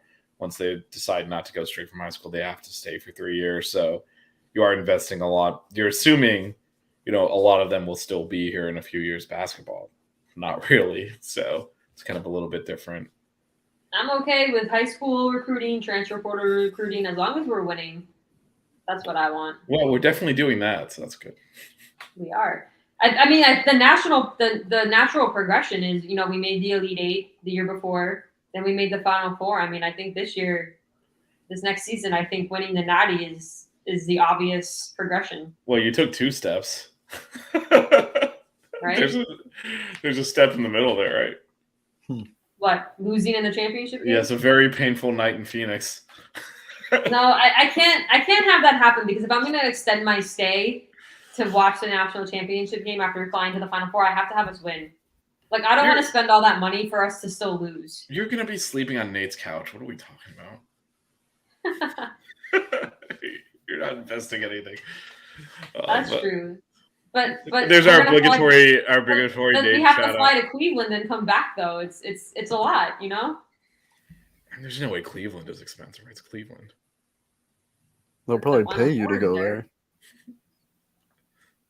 I wonder. We'll see how close we are to Katie Meyer at that point. We might be able to finagle some stuff. Anyway, got the obligatory Nate shout out in there. Man, we went an hour and 17 minutes without mentioning the man.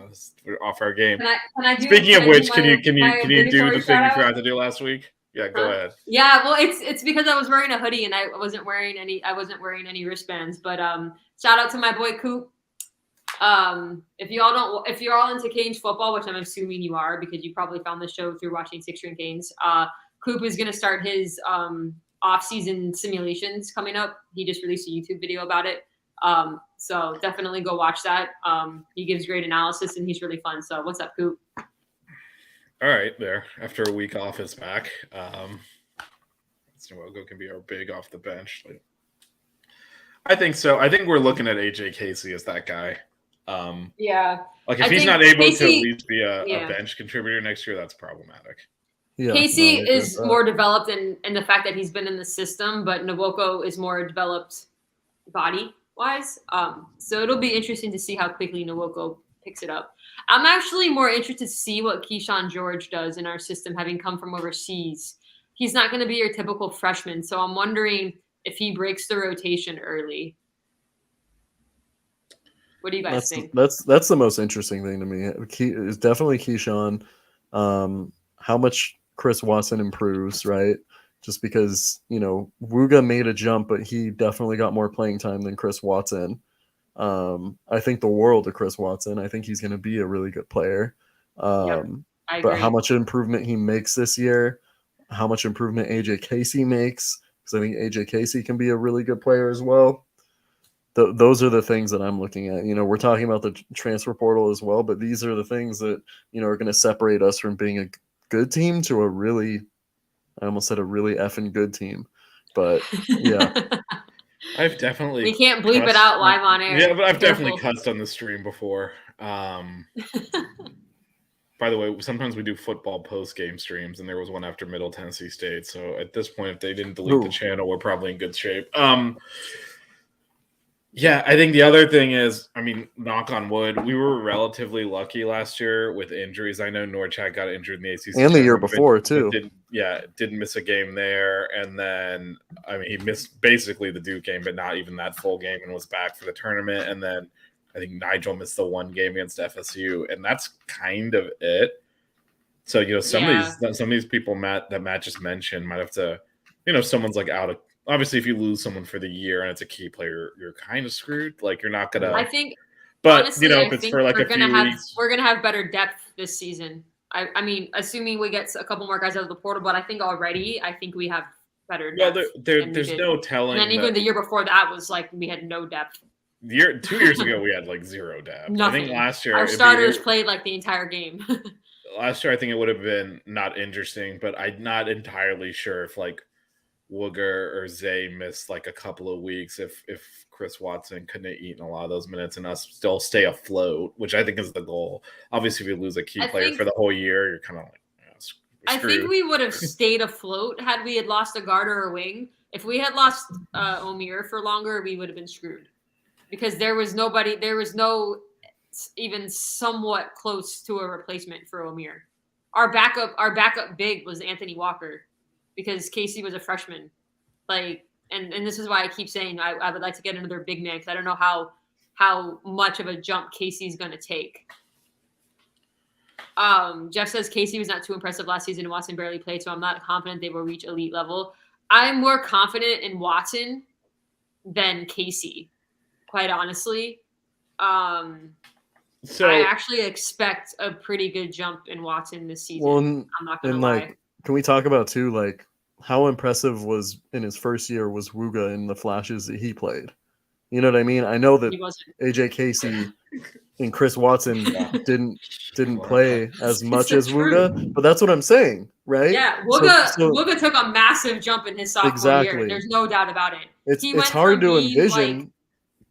He went from being like, oh my God, Wooga's on the floor right now to like, all right, Wooga's on the floor, and he's only going to get even better. So, I mean, you're right. It's not hard to think like, oh, if Wooga's done this, Elle can develop. Maybe they're both going to have these big jumps. But I still like the possibilities of Watson more so than Casey. But I hope Casey surprises me because that would be great to have that depth that big. Yeah. So the thing that intrigues me with Casey is actually, he could potentially have a very solid offensive game, which is not something we really asked him to do at all last year. Mm-hmm. That was kind of where that's why we recruited him. We didn't recruit him to be like the backup center and play defense, to be honest. Like, do you all hear that thunder? I can actually hear it behind me as well. There it goes right there. I don't know if you just saw my face, but it scared the shit out of me. No, it is going. I can hear I'm just not turned around, so I can't see it, but I can hear the apocalypse. Sorry for I just wanted to explain my facial expression there. Well, yeah, no, I can hear it here too at this point. So I even though you sent me a picture of it because for some reason I didn't believe you, I can actually hear it outside here as well. It was like, if you see me jump, it's just because it's like right on top of my building right now. It does this every day here, but anyway, yeah. So Casey was recruited as a strong, like kind of athletic offensive player. So I think last year he was. Well, we got to put this guy in to play defense because we can't defend the other team's he was a little bit lost. Yeah, but that wasn't really why he was brought in the first place. So I'm honestly, intrigued to see if his offensive game shows up.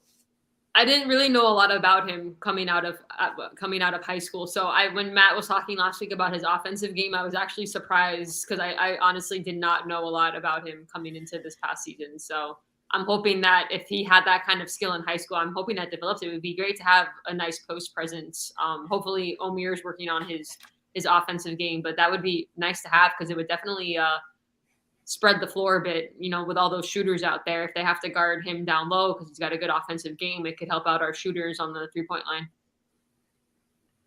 So Matt, I know you're on a timer. Before I switch topics here, I don't. Yeah, I should probably head out. But I was just gonna say though too, like I think more so with AJ Casey that he was so limited in that he had to play a specific role because we didn't have any depth at that position, So I do think that we're gonna see more of his versatility on offense. this season. I really hope that we do, but he was one of the best. I talked about it last week. He was one of the best finishers in the class. I was impressed with him offensively. At one point, he was a top 20 recruit, so he has a talent. It's just, I think he's figuring out offensively, like kind of what kind of player he's going to be, essentially, if that makes sense. And I think, yeah, it does. And I think the other thing you got to your point, Matt, his role last year, he was basically on the floor in the moments when Coach Hall just had enough of Anthony Walker. Like, no. So the last thing he was going to do is then go take the same stupid shot Anthony Walker just taken that got a bench for Casey to come into the game. Well, like, let's be real. When he came in, he wasn't looking to score at all. No. He wasn't looking at the rim. You know what I mean? He was looking to just be a screener. He was kind of just a minutes eater. Yeah, he was just the minutes eater to spell Norchad, and that was it. Yeah, but he wasn't just the minutes. You're right, but it was very specifically a case when Norchad is in foul trouble and needs to come off the court, and Anthony Walker is playing so egregiously stupid that Coach L's like, no, and pulls him off to put Casey. And at that point, you're not shooting. You're not looking for your shot. You're not going to even – because we all know what Anthony Walker's biggest Achilles heel was that he would just take dumb shots, right? And so now you're finally getting some playing time because they've gone to the third stringer, which is what Casey is. The last thing you do is just immediately jack up the same shot that got the previous guy benched, right? So he was in there, frankly, to body people, which he wasn't very good at, and to foul them. I mean, that was kind of his role. You did not see him in the tournament at all. He didn't play any minutes? I don't recall. If he did, it wasn't very long. I want to say that he played against Did he get in the Final Four when everyone else did? Well, William's saying that that's why Grant Nelson is the most important transfer target. I don't know how great of a defensive player Grant Nelson is. Wait, no, he played against Indiana because I remember he struggled against like it was like put him in for 5 minutes and then it was like, oh yeah, no, like get him Did out. He? Yeah, I remember. It was blurred. And then that's when they put Jordan Miller on him, right? Because we talked about that. Oh yeah, that's right. And then we put Jordan Miller kind of bothered. I gotta go back and watch that game. I still have it saved on my DVR. I deleted the UConn game, but I have the other tournament game. It's like no need to rewatch that. I don't know if I'll ever be able to kind of rewatch. It's so disappointing. Anyway, those are. I should probably head out though, guys. All right, Matt. Well, thanks for hanging out with us for a bit. We'll talk offline about our show for next week. Sounds good. Yep. All right. See you guys. See ya. Bye, Matt. Tell your wife happy birthday. Yeah. I will. Yeah. All right. Bye, guys. Right. Uh-oh. All right. So Now we're gonna lose viewers. Please, they're here for you anyway. How great was Pac? No, he definitely got better defensively. No, Pac. Honestly, Pac as a whole got better throughout the season because I think I mentioned it on a show earlier when a few weeks ago how like when the first few weeks of the season or the first couple of months of the season how kind of like how disappointed I kind of was and what I had expected from Pac versus what we saw the first couple of months, but I think he was just getting used to the system. He was playing a different role on offense. And so I think through the season, he just got more used to the system. And that's probably why you saw his defense develop, why his shot got better. It's one thing to go from another college to another college and coming from high school to college. It's a very big leap coming from high school to college. And so Casey was a highly recruited guy out of high school. So I think that year in the program and getting the minutes that he got and kind of watching and being in the program hopefully will help him next season because he's going to be expected to take on a bigger role, especially if we don't get another big. Sorry, I'm spying like a goofball because I can hear the thunder on your side and outside, and it's like I can hear. You see the light flashing because I don't have the blinds closed. I saw the light, but no, I can hear it on your end, and then I hear it on my end, like because it's traveling this direction. So it's pretty cool because I know it's coming after I hear it on your side. Just a side comment before you respond to what I say, Edward. Write in the chat. Stop texting me. What does he have comments on how He's- Clemson cheated? He's in the commenting ACC on what we're baseball talking about. championship? I'm like, put it in the chat, Edward. We don't want to hear about how Clemson cheated on Sunday. That was garbage. Also, Jeff wanted to know what the forecast for regional is this weekend. Yeah, I just looked it up, we'll get and to that. it's a greater than 50% chance of rain every single day. Yeah, it's a Miami. It's a Miami. Miami in the summer June stuff. So I mean, they'll get the games in. I will say there is a little tropical stuff in the Gulf, which is what happened last year. So look out for that. Hurricane season starts June 1st. Yeah, and this one won't become a hurricane. Just Real like last hurricane year. season. Yeah. Well, we know Because for us, it's hurricane season all year long. Yeah, 365. But yeah. But it's similar to what happened last year. Monsooning.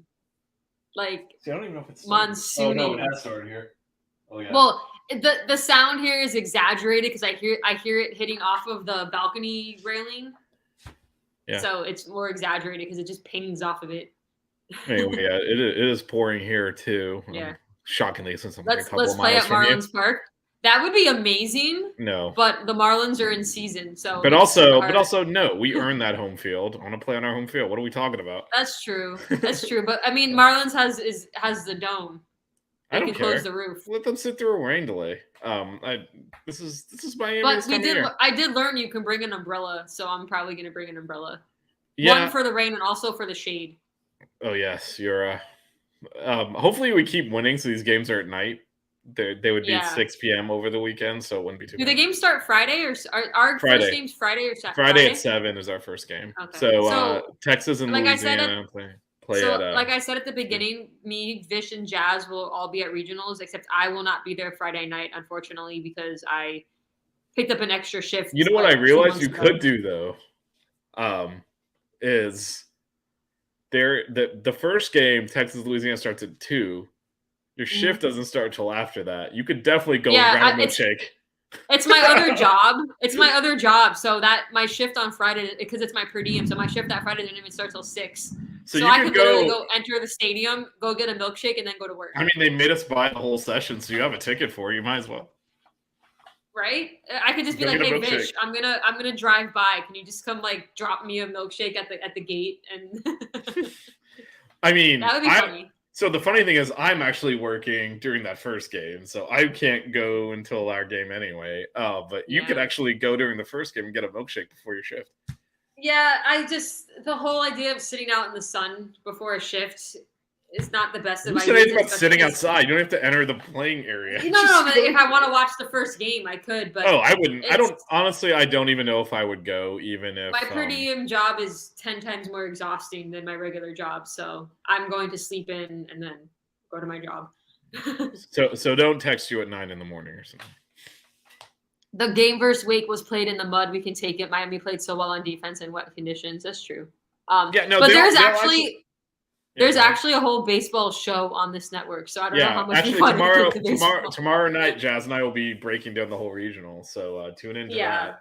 And we didn't get granted press credentials because they didn't believe. Well, no, hold on. That's not take that offline because that's not necessarily true. But anyway, no, don't. We'll talk after. But this is me and you talking now, so we're not going to go deep into the milkshakes on the regional breakdowns. Let's talk about now. So there's 3 milkshakes that are So for those that aren't aware, for regionals they do milkshakes in homage to the schools in general. If you don't follow Kings baseball or have ever been to a Kings baseball game, there's the Mark Light milkshake stand at the baseball games. It's famous. It's been featured on like multiple like Food Network things. And they have like a whole menu of milkshakes, different concoctions. It's amazing. But when they get into regionals, super regionals, whatever, when we host them, they'll make shakes based off of like the theme from what other colleges are playing in the regionals. And so in our regional, it's Maine, Texas, and Louisiana. That's correct. And hold on, I got it. Are you pulling them up? Yeah. Yes, you did. You did a great job. Look at this, man. We have been working together for a long time. I was talking while you were looking for it. I know. I knew exactly what you were doing. I was like, it's super small though. I know. I'm trying to get it bigger. It says, maybe if I take out name equals small. Not that you may think that these are disgusting, So the Texas themed one is Texas barbecue brisket, which is basically brisket, barbecue sauce, and vanilla ice cream. Yeah, it looks like Into a vanilla. shake. It looks like vanilla. Oh wait, Vanilla is pretty Jeff, much the base for all Jeff, of it. man, you gotta come by and say hello. Yeah. sure. So the vanilla is kind of the base for all of it. So Texas, they add brisket and barbecue sauce. The Ragin' Cajun Louisiana milkshake is adding Tabasco sauce to it. A And Cajun few spices. different ones. And Cajun spices. And Cajun spices. And then the main butter lobster milkshake, which is vanilla with lobster added. Let's take out the fat. Let's put aside the fact that you don't eat red meat and you don't eat seafood. So 2 of these are immediately canceled for you. And I have really horrible reflux, so I'm not eating the Tabasco. So I know you're not actually going to eat any of these. Just based on so let's put that aside because you've already told me. What do I think would go the best? Yeah, what do you think would actually because I mean these are like actually I can't remember last year, but last year I saw one of them. I was like, that one's not bad. These look terrible. So honestly, I don't even know, and it's not to hate on Mark like Shake because the last baseball game we went to versus Duke, I got 2 shakes in the game. Like I love their shakes. I get at least 2 pretty much every game. None of it sounds appetizing whatsoever to me, quite honestly. But so like last game, I got the sugar cane, which is vanilla ice cream and cookie dough, awesome. And then I always get a banana because that's my favorite. But none of those sound appetizing to me. But hey, whatever floats your boat. Maybe you're a big meat eater or love hot sauce or love seafood. But I couldn't even tell you which one would go well. Well, I guess which one do you think would be the most? Well, I've never even like ate 2 of those 3 things, so I couldn't even tell you what they taste like. So you've never eaten? I thought you just like. I've never had brisket and I've never had lobster. Like in your life? In my life, so I couldn't even tell you. So do you not eat meat? I thought you said it was like more of a taste thing, and you didn't like the way it tastes, so you don't eat it. I mean, most kids when they're younger are picky eaters anyway. So like. When I was a kid, I would eat like hamburgers, but even then, like I refused to eat steak. I didn't refuse to eat any seafood. Like I tried shrimp and I've tried salmon as an adult, and I didn't like it. Okay. But I just, as a kid, I just was not a fan of meat or fish in general. So I was a big component for vegetables. And really the only reason why I eat chicken is because my mom was like, listen, you need to have protein. You need to eat something. So, which is good because otherwise I wouldn't have Chick-fil-A in my life. So. So I can blame your mom for that one then? Yeah, which I had Chick-fil-A today because I figured I wasn't going to have it on Saturday because we were going to be at the light. So today was my Chick-fil-A day for the week. Yeah, I would say so. Obviously, I eat everything basically. So, but I would probably pick the Tabasco sauce because prior to having horrible reflux, I actually really enjoyed hot sauce and spicy things. So I still do and power through the horrible reflux, but I'm kind of like, I don't know if that pairs well. I don't know. I think like the dairy would tone it down. Right. I'm just talking about the flavor profile seems really off, and that's why I almost feel like the lobster and butter might. They try these things. Like, do you think they try these things before? I mean, it came out so quickly after the draw was announced. I'm just like, was there time? Yeah. They're not in there with the test kitchen experimenting. They're just like. Honestly, if I was like a meat eater or a lobster eater, I would be like, let me get this shake, but can you not mix it in the vanilla? Like, just give me the ingredients. Like, you could just have a cup of brisket and barbecue sauce for like $8 or however much a shake is. It's I think 11, but I don't know how much it is. Well, I mean, okay, so neither do. All right, so we're gonna. I'm assuming those might be more because they're like. No, it was actually I only knew because like I pulled this up to show people the normal menu and I hadn't shared it yet. It was on my screen. Oh, okay. So wait, I cheated. We're totally off topic. Wait, we need at least 15 minutes so you can have a tangent. Oh, don't worry, I can. This is fine. So this is gonna go more than 15 minutes. So this is the shake. This is the traditional. Let's go through all of the shakes that Melissa has had from Mark Like Shake. All right, let's do this. I've had vanilla, strawberry, banana. There's peanut butter. I need to try that one. You can also do custom, by the way. You can just mix. Well, the nice thing is, I want to get peanut butter and then I want to add banana because that's a great combo. I've had the rag arm. I've had the sugar cane. I've had the J row. It's hard to read. They're really small. Can you like text that? Oh, there we go. I was gonna say text it to me. The Joe Z actually sounds really good. I need to try that. I've had that one. That one is good. Scroll down.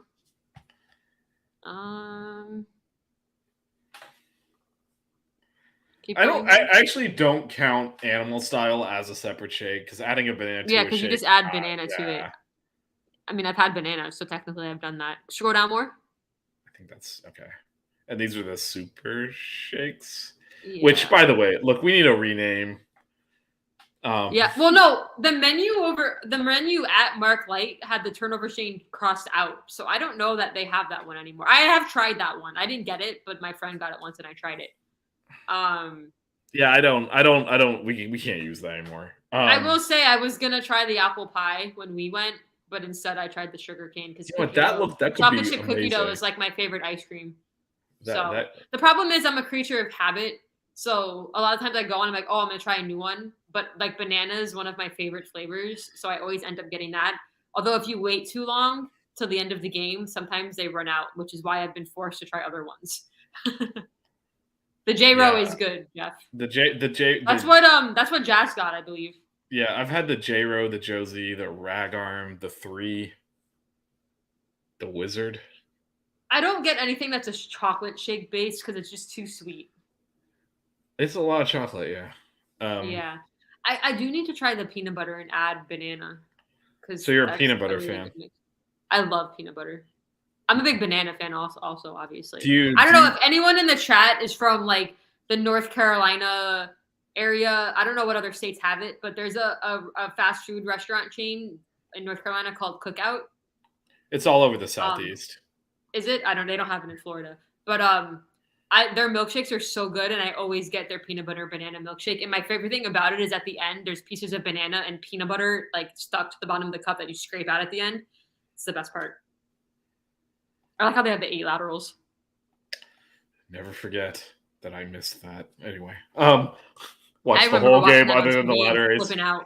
I was so dead inside, and then that kickoff started. I'm like, what's going on? And like halfway through, I'm like standing up in my living room, screaming at my TV, like, go, go, go. That was fun. Yeah. Shake with banana and chocolate is great. Honestly, a peanut butter milkshake if you add marshmallow and add banana would bring me back to my childhood because that's like basically like a fluffed sandwich that like I loved as a kid. So. Yeah. So this is the normal menu.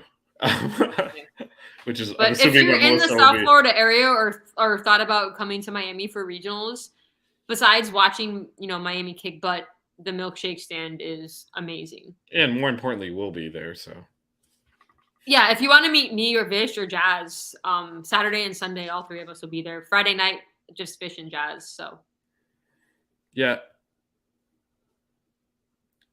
So yeah, come out, meet us. Hopefully we're just playing the one game each day, which means we keep winning. And I tell you what, I'm going to throw this out there. Vish doesn't even know I'm going to do this.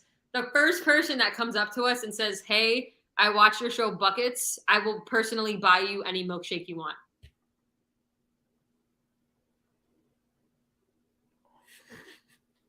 There you go. Free milkshake on me. I'm only laughing because I feel like you think our reach is a lot farther than it is. I don't know if that's even going to happen. Jeff says he's going to be there. If Jeff finds me and says, hey, I watched the show, Buckets, I will buy you a milkshake. I don't know that anyone's going to actually come to you and do that. And that's my concern. Well, we don't have enough people. We don't have enough people that intersect with actually going to go sit out at the light that would come to us to do that. But anyway. We'll see. What if 2 people do it? All right. What if 2 people do it? No, it's the first person that does it. If you come up to me and someone's already done it, I'm sorry, bro. All right. If we actually get 2 people to do it, I will buy the second one. Vish will buy the second one. Yeah. Vish will buy the second one. Yeah. But Jeff's watching and he says he's going to be there. So if you come up to me and say, I watch Buckets, I will go buy you a milkshake. All right. Or I should bring cash with me and just give you the money to go buy the milkshake. I don't want to miss the game. But, yeah, you can order through an app that's limited menu. Yeah, it's limited. But no, if anyone comes up to, I will not be there Friday night. So don't do it on Friday because I won't be there. Well, how will they come up? What are they going to go to where you're working? Well, they'll go to you. I'm like, they'll go to you and be like, hey, but then it doesn't count. But I will be there Saturday and Sunday. So if you find me and you say you watch the show, I will personally buy you a milkshake. I'm trying to expand the fan base here because maybe they'll say that and then people around would be like, "Oh, what show are you on?" And then we can talk about it more and then go from there. It's too bad we don't have merch yet for the show because then we could promote. It's not I mean, the Heat winning have definitely been a positive for the overall network and the community, but it's definitely slowed down some of our growth in terms Is there a Panthers show on this network? Yeah. Is there? Yes. Oh, I didn't know. I gotta watch it. I watched the Heat stuff. I was at work last night and I was listening to it. I don't know if you saw the picture I posted after being happy, but there was an Air button and I was actually listening to the Heat post game on the network while I was at work. You should have tagged it. We could have gotten some crossover appeal. Oh. Next time I should go on the live chat and be like, "Hey, this is Melissa from Buckets." Will they know who I am? Probably not. For sure. Yeah, no, Ethan Will knows who they? you are. Yeah, Ethan knows who you are. Okay. He's hosting it. Yeah. Why wouldn't he? Don't know. All right. Was that enough for a tangent pod? Yeah, but I have more tangenting to do because I have another kind of thing here. So, I obviously eat anything, so I don't have the dietary restrictions you do. I mean, those sound disgusting, but I mean, do I have to try it for the vibes? All right, I just sent Vish a private message. Yeah, let me. Why don't I monologue here for 2 minutes? I need 30 seconds. I'll be right back. I'll give you 2 minutes. I'll put you backstage and monologue here for a second, and then I'll see you come back in. All right. Well, Melissa takes care of something there. All right. I know Jeff at least is interacting in the chat. I don't know if anyone else is. So we got these. I tend to be the adventurous type. I've eaten disgusting stuff before. So, I mean, do I have to do this? Is my question here, and we'll ask Melissa when she comes back as well. But do I have to eat one or all three of these over the course of the weekend? No, it's going to be 3 to 4 days, so there's plenty of time to actually do all of them. So, do I need to go in there and do this? That is the open question right now for the chat, if anyone's actually chatting and watching this. Otherwise, I'll just ask Melissa when she gets back. But I almost feel obligated to give this a. I mean, do you do it against that specific opponent? Do I have to do the Maine lobster on Friday? That's a question. Melissa, just give me a thumbs up when you're ready, and I will let you back, and I can see you. All right, and I can see your thumb too. Welcome back. So the question I was asking in the chat, which I got no responses from, shockingly, is, all right, so as someone who is, let's say, more adventurous with their culinary, you say you kind of are consistent, you're you know what you like, and you just stick to what you know works. I'm kind of the opposite. I'm well, that looks weird and interesting. Let me eat that instead. Am I obligated? I gotta kind of do this, right? I would say you should try one of them at least. I wouldn't waste money and buy all three unless there's more people keep in mind it's over the weekend, right? So I'm not gonna go up there and be give me one of each right at the beginning. I mean, I would say you should. I mean, it would be a good segment to talk about next week on a tangent and be all right, I've tried all three of these. Let me give you my thoughts. Maybe we could even take a picture of what it looks inside and can put it on here. Okay, so sub question to that. Do I then go with the so we're playing Maine on Friday, do I then do the Maine lobster in that game? Is this the way we work this? Oh, get the shake of the team we're playing? Yeah, that works. Well, I want when you try it Friday night though, I need Jazz to take a video because I want to see your reaction because I won't be there. So you need to record it so I can see you. You and your job. Anyway. Yeah, and it's not like you can just FaceTime me for a minute. It's my per diem job. I can't FaceTime you anyway because I don't have an iPhone. But but you fixed your screen, right? I fixed. Oh yeah, I did. I did fix my cell phone screen. Not that anyone even knows what we're talking about. It was bothering me, and it's not even my phone. It was bubbling. If it has been repaired. Vish has that smartphone that folds.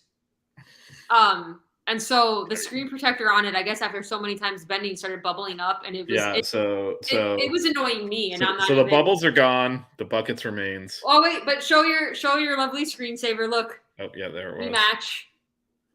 Yeah, the bubbles, the problem is the fingerprint's too sensitive. It's the power button, so it's hard for me to show it locked. But yes, that is buckets. You can see the bubbles are gone. It's now good stuff, so. yes, it is. Yeah, that was annoying you for some reason, even though you don't touch it. But no, it just like so. It's a reason why when I get a new phone, I always have the people at AT&T put the screen protector on for me because I'm not good at it. And if there's any bubbles in it, it drives me insane. So I didn't put that screen protector on it. Yeah. I know it drives me nuts. It's like a little OCD thing. Like I don't like it.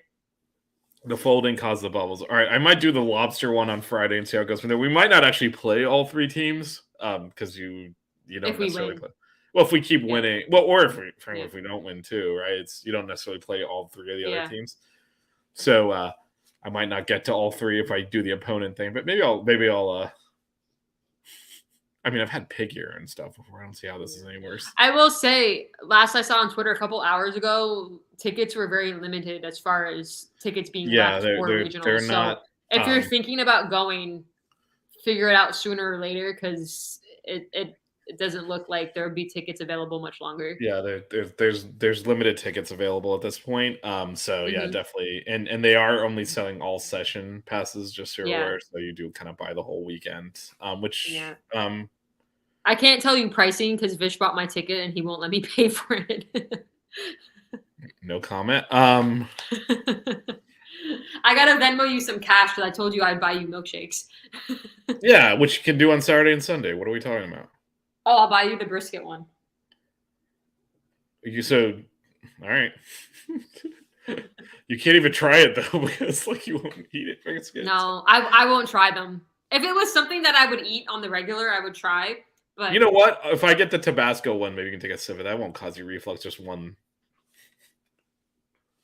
Whoa. I mean, if out of the 3, that's the one I would try. But I'm not. That's fine. I'd rather not, honestly. It just sounds disgusting. All of it sounds disgusting. I will gladly cop out. I don't. No. So the game on Saturday at home, she has some shame. What happened? The games on Saturday start at noon? Yeah, the first game's at noon, and then the winner, that's the losers bracket game, and then... we need to win, because there's no way I'm getting there at noon. The winner's bracket game is at 6, so... Yeah, I work till 4 a.m. Friday night into Saturday morning, so I really hope I don't have to be up at 11 a.m. to go to that game. Oh, just be like going to a football game. Or like, you might have to pick me up. I might be too tired to drive. I'm on your way anyway.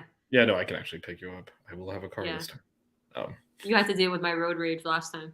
I mean, it was hilarious, but yes. It's not really road rage. I just expressed my annoyance at really shitty So, for those of you that aren't from Miami, the drivers are terrible, and Melissa's... I've lived down here too long. I don't have the patience for them anymore. Well, I'll just say that if for those of you that think she's putting on an act for the show or this is some kind of persona, she's exactly the same. Oh, my hyperness? Yeah, so she's not going to calmly sit there and watch a guy be an idiot in the car driving in front of her or something. She's going to verbalize it. So, I actually think I probably talk more in person. Maybe. I don't know. It depends what we're talking about. On the show, we're talking about sports, and that kind of gets me hyped. So. We actually are very, like, neither of us are doing, like, an act on the show. Like, this is how we interact with in real life. Yeah. That's what is it? What is it? One of your family members watched, like, our first show and was like, it seems like the two of you are just having a conversation, and that's pretty much what this is what we do offline, too. Yeah. Sorry, before I get peanut butter, have you ever had a peanut butter old-fashioned? What would that be consisted of? It's an alcohol. Well, have you ever had an old-fashioned? It's an alcoholic drink. No, I've heard of it, but I don't know what's in it. Okay. Well, we'll talk offline. Is that like moonshine? No. It's a traditional mixed drink, just like you would get like a margarita or something. It's a type of drink. I'm not like a huge liquor drinker. I'm more of like just give me a beer. I'm not a very classy drinker. If I'm gonna drink liquor, it's usually rum, but I'm not like I tried whiskey once and I was like, ugh. Oh man, I drink quite a bit of whiskey. Anyway. Some of my best friends like love bourbon. So they like every once in a while when I'm at my friend Evan's, he'll be like, here, have a little sip of bourbon. So I'm like trying to get into it, but I prefer beer, quite honestly. I'm much more a fan of whiskey than bourbon. Liquor just messes me up too quickly. Like I want to enjoy my alcohol. I don't want to get like pissed drunk like right away. Like beer just gives me a nice buzz and I'm functional and that's what I prefer. Yeah, no. Wait till you they're- see me at a tailgate. Which I guess we're in the same lot this year, so I will see. We you are. tailgate. Anyone that bought green lot passes for football season, you will see both Vish and myself there. My tailgate crew and I have green lot passes thanks to one of my undergraduate friends from Miami who saw my rant on Twitter and said, "Hey, I have an early time. Would you like me to get you a pass?"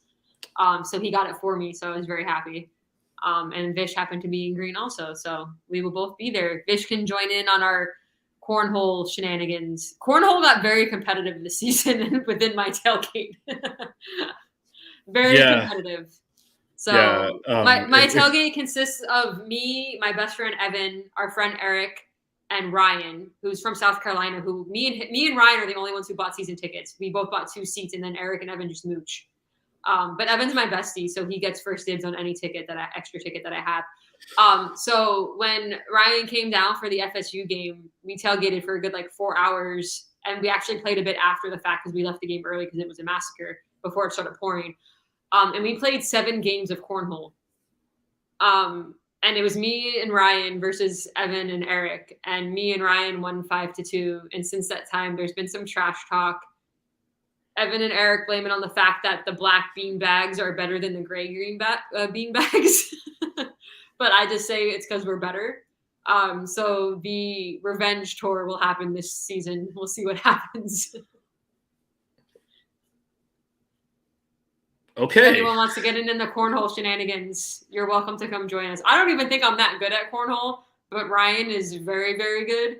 So I think he makes up for my streakiness of if I get in a rhythm, I'm good. But sometimes when I'm off, I'm really off. So it worked well. And that was a 5-minute tangent about cornhole. Yeah, if we merge tailgates, it's going to be a culture clash, I think. Well, it'll be good because we don't have a grill as of yet. Yeah, I mean, so wait, what do you guys eat then without a grill? So we tailgated. We only tailgated twice last year because the other games I went with other people. And so I went with some friends for actually me and my friend Evan went, and then 2 of our other friends went for Bethune-Cookman. We didn't tailgate for that because that was a noon game, and I don't do breakfast tailgates. I took my mom's boyfriend to the Duke game, so we didn't tailgate for that. And then we tailgated for UNC and for FSU because my friend Ryan came down for those. And then those are the only 4 games I went to. But we did Publix chicken. The day of, we went and bought Publix chicken and chips and dip and a lot of stuff. But I'm looking into grill. It just depends. I told my friends, I was like, I'm not investing in a grill unless we can commit to a certain amount of tailgates. It also, since you don't eat red meat, I don't know how much utility you'd get out of a grill, to be honest. No, so back before COVID, when we were tailgating every game, every season, we had a charcoal grill, and they'd buy meat and all that stuff, and then they'd always get 2 chicken patties for me. Yeah, I mean, if we're tailgating together, we have a grill, so you don't need to buy. But no, we've discussed it. grills I'm looking into it. It just depends because I kind of take care of all the tailgating. I have 2 seats. My friend Ryan has 2 seats, but he doesn't live here. So I'm doing the driving. I purchased a new tent. I got all new chairs. My friend has a table. And then we split the food. I purchased a parking pass. So a lot of it I buy because I'm the one that has the tickets and one that has the car. So I was like, am I going to invest in this stuff? It needs to be a long term, hey, we're going to tailgate for a lot of games. Okay, I'll buy a grill. Yeah, I still again, if we're tailgating together, we have multiple grills. One of my friend has a fryer on the side of it. And you know what? Honestly, that's what we might end up doing. If I can't get a commitment for a certain number of tailgates, I'll just be like, all right, we'll do our usual Publix chicken thing for tailgates, and if Vish is down and they're tailgating with us, then we can bring some other stuff to grill. We actually, prior to COVID, we had, I don't know if you have a tailgate staple to your food thing. If there's always a food item, you always have it at a tailgate. But our tailgate staple is grilling Krispy Kreme donuts. So we definitely don't have anything like that. Yeah. So we grill donuts, and back when we were doing this every single game, it actually was a big hit because other people around us tailgating would be like, what are you guys doing? I'm like, have you ever had a grilled donut? So one time we forgot condiments. I don't know how that happened. And so the tailgate across from us let us borrow some condiments. I mean, that's pretty standard. Every time you forget shit, you just start asking people to give it to you. Yeah. And so we were like, oh, come have dessert since you guys like let us borrow mustard and ketchup. And so we introduced them to the grilled donut concept, and they were quite the fan. But generally, our condiments now just consist of us bringing a couple bottles of Chick-fil-A sauce, which Of course. that wasn't even my idea. That was Come not on, my idea. man. There was some influence. My friend Evan was like, "We should do Chick-fil-A," because I said we need. There's got to be condiments, some like, influence there. There's no way that just like happened. So I bought a bottle of Chick-fil-A sauce, and that was our condiment because we get like the Publix popcorn chicken and the fried chicken. It's good. If anybody's still watching this, I'm sorry. This is the end of content BS tangent stuff at the end of it. Well, I mean, there's actually one other basketball thing I wanted to talk about, but let's finish this off first. No, but you're gonna kill the editing. Now you're gonna have to clip things together. I mean, that's fine if we close this conversation out because I have some comments on what you just said, but then we can do a little basketball. Do we have any viewers still? Yes, we do. Okay. I'm surprised nobody wanted to talk some cornhole big game. Well, here's the thing. So like we don't do the cornhole. Depending on the size, like sometimes we have like a ton of people. It kind of depends. There's kind of, I would say roughly 8 to 10 mainstays. No, our tailgate's 4 of us. Well, we only have 4 seats. No, I mean, we have our 4, and then some of my friends have their own tickets as well. But yeah, no, our food mainstays are like burgers and the hot dogs. They got to be Nathan's, or I won't eat them. And then,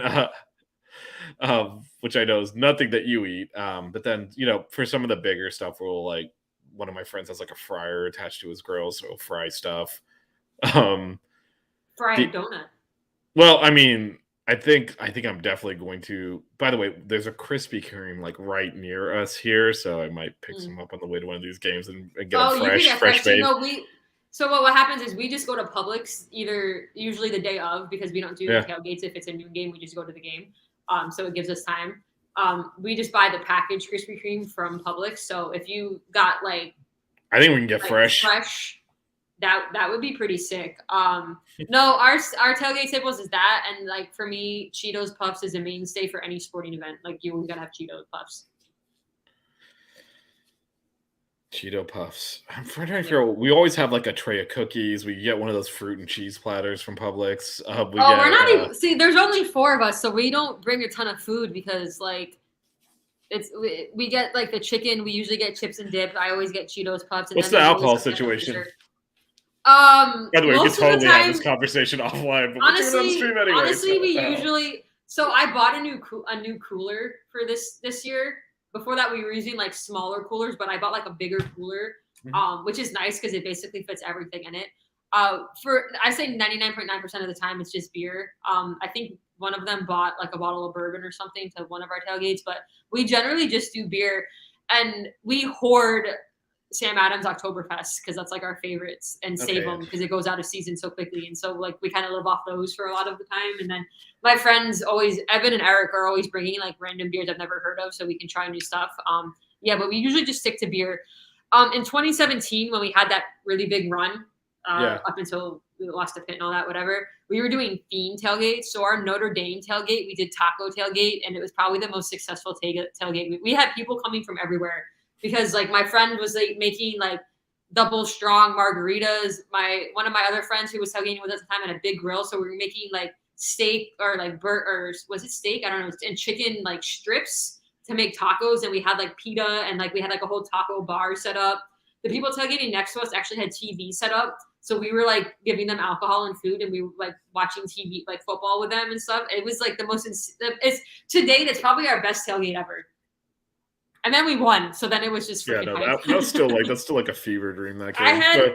I literally had bruises on the back of my thighs from where jumping up and down and hitting the back of the chair, the fold-up chairs, like in the game, like in the stadium, because we were jumping up and like chest pumping and stuff. That whole thing is still like, I can't believe that even happened. Especially since everything's happened since.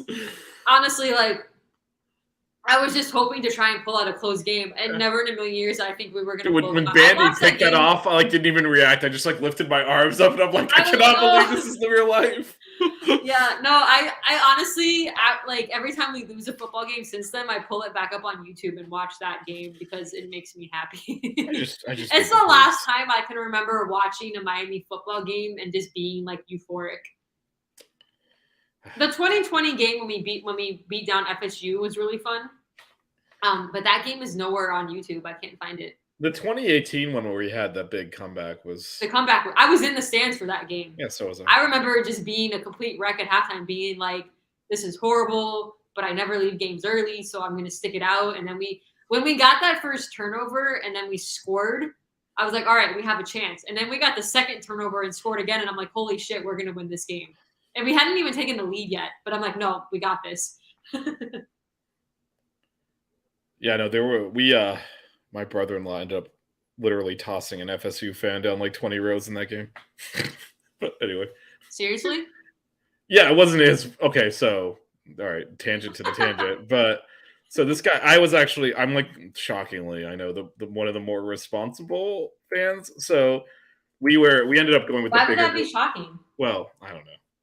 I'm intense. You've You only watched you like don't- one game with me. No, you come off No. as like an intense fan, like as you care and you're really into sports, but you don't seem like somebody who would like get piss ass drunk and get into a fight with people. I definitely you're have gotten level-headed. piss ass drunk. I have not gotten into a fight ever. Although this was as close as I've gotten, and it wasn't even me trying to fight anyone. But Remind me when you meet my tailgate friends, we'll tell you about our Virginia Tech experience with one of our friends who was so drunk we literally had to tell him to shut up in the car on the way home. We were just like, stop talking. I mean, Anyway, go ahead. I barely remember the FSU. We got way too drunk last year before the FSU game. It was like our big tailgate blowout. We just kept doing shots. I don't know what happened. Jazz came by at some point. I vaguely remember. Yeah, that's why I stick to beer. Hi, Mr. Overdose. You're late. You got about Yeah. 2 hours of a show to go back and watch. Yep, definitely. But You're hit the thumbs coming up into or the like final button. 20 minutes where we're just tangenting on random things. I now. still have one more basketball topic to get to, but anyway, this FSU game. So it wasn't We'll really end a it on fight per se, but so we had at that game we had like maybe like 10 people with us. So we were in 2 rows. Actually, it's probably more than that because I was pretty far in, and we sit on the aisle. So it was like 5 or 6 in our row and like 4 or 5 behind us, and there was an FSU fan sitting right next to us. I was like, all right, I'll sit next to this guy. This guy's This the was most. his previous game that we got blown out at? No, this is the 2018 game, the one where we came back. Oh, when we came back. Okay. Yeah, and so this guy is so annoying. He keeps like almost like egging us on, like clapping in our face and all, but I'm not gonna fight someone I'm too old for that crap. So I'm just like, whatever. And his mom was with him, and these are adults, by the way, so his mom's like older. She's so freaking annoying too. And his wife was with him too, and she looked like she wanted to crawl into a hole and die. That's how embarrassing they were. But anyway, so the whole obviously they're killing us, right? They're up 28-7. They're like celebrating in our face. Even at like halftime, their band came out, and his mom's like, "Look, it's the Chiefs." I'm like, "Yes, your band is here." Like, what are we talking about? So anyway, we start coming back, and he sits there like this, and I can, you can feel someone getting angry. Yeah. So like he's getting angrier and angrier, and we take the lead, and you could tell he's about to lose his mind. Obviously, we're all celebrating. I'm not gonna like not cheer because there's an FSU fan, but I didn't like taunt him back or anything. But then, do you remember that play where we hit the quarterback, he fumbled, we recovered it, and they replayed it and gave them the ball back? This is when we were already up 28 sets when we had taken the lead. I don't know if you remember that. I don't remember. Okay, so this happens though. So this is the funny thing. It wasn't even a turnover. My friend who was sitting in the row behind us, all the way in the aisle, runs all the way down the aisle behind me, puts a turnover chain over the guy's head. Oh shit! This guy takes the turnover chain off, throws it. We're like 25 rows up. We're kind of near the top of our section. Throws it down. It goes down like all the way down the section. He turns around to the people. My friend, meanwhile, retreated back to seat.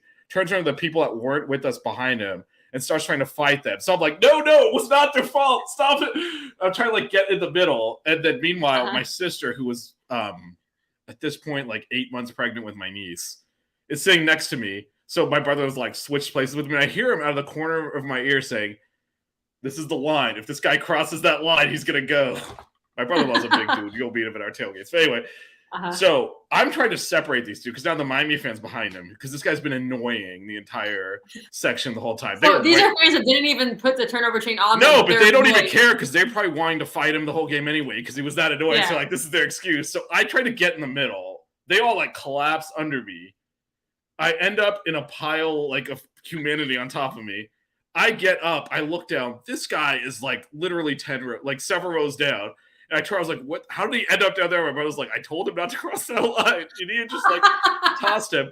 Meanwhile, his wife was like, let's go. It just like grabbed his mom and they got the guy and they just like left. And then here's the kicker. So we're walking out of the stadium after we win.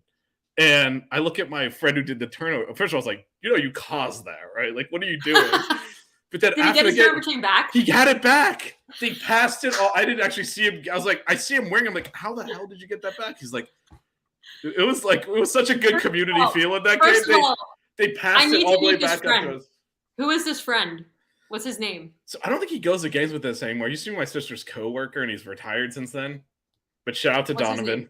Shout out to Donovan because that is freaking epic. And if I ever meet you, I want to shake your hand. Yeah. So apparently they passed. Not that I condone violence, but that's apparently they passed the chain all the way back up to him, so we got it back. Like I guess people saw what was happening. And I don't even know if people saw. It was just. I mean, when Miami is going good, there's like a strong community feel to that. So I think it was just let's get this back to the owner. But anyway, that is not really a fight. That's not great really story. A fight, but it's a good story. I'm not gonna. I mean, I told Vish the story about how we got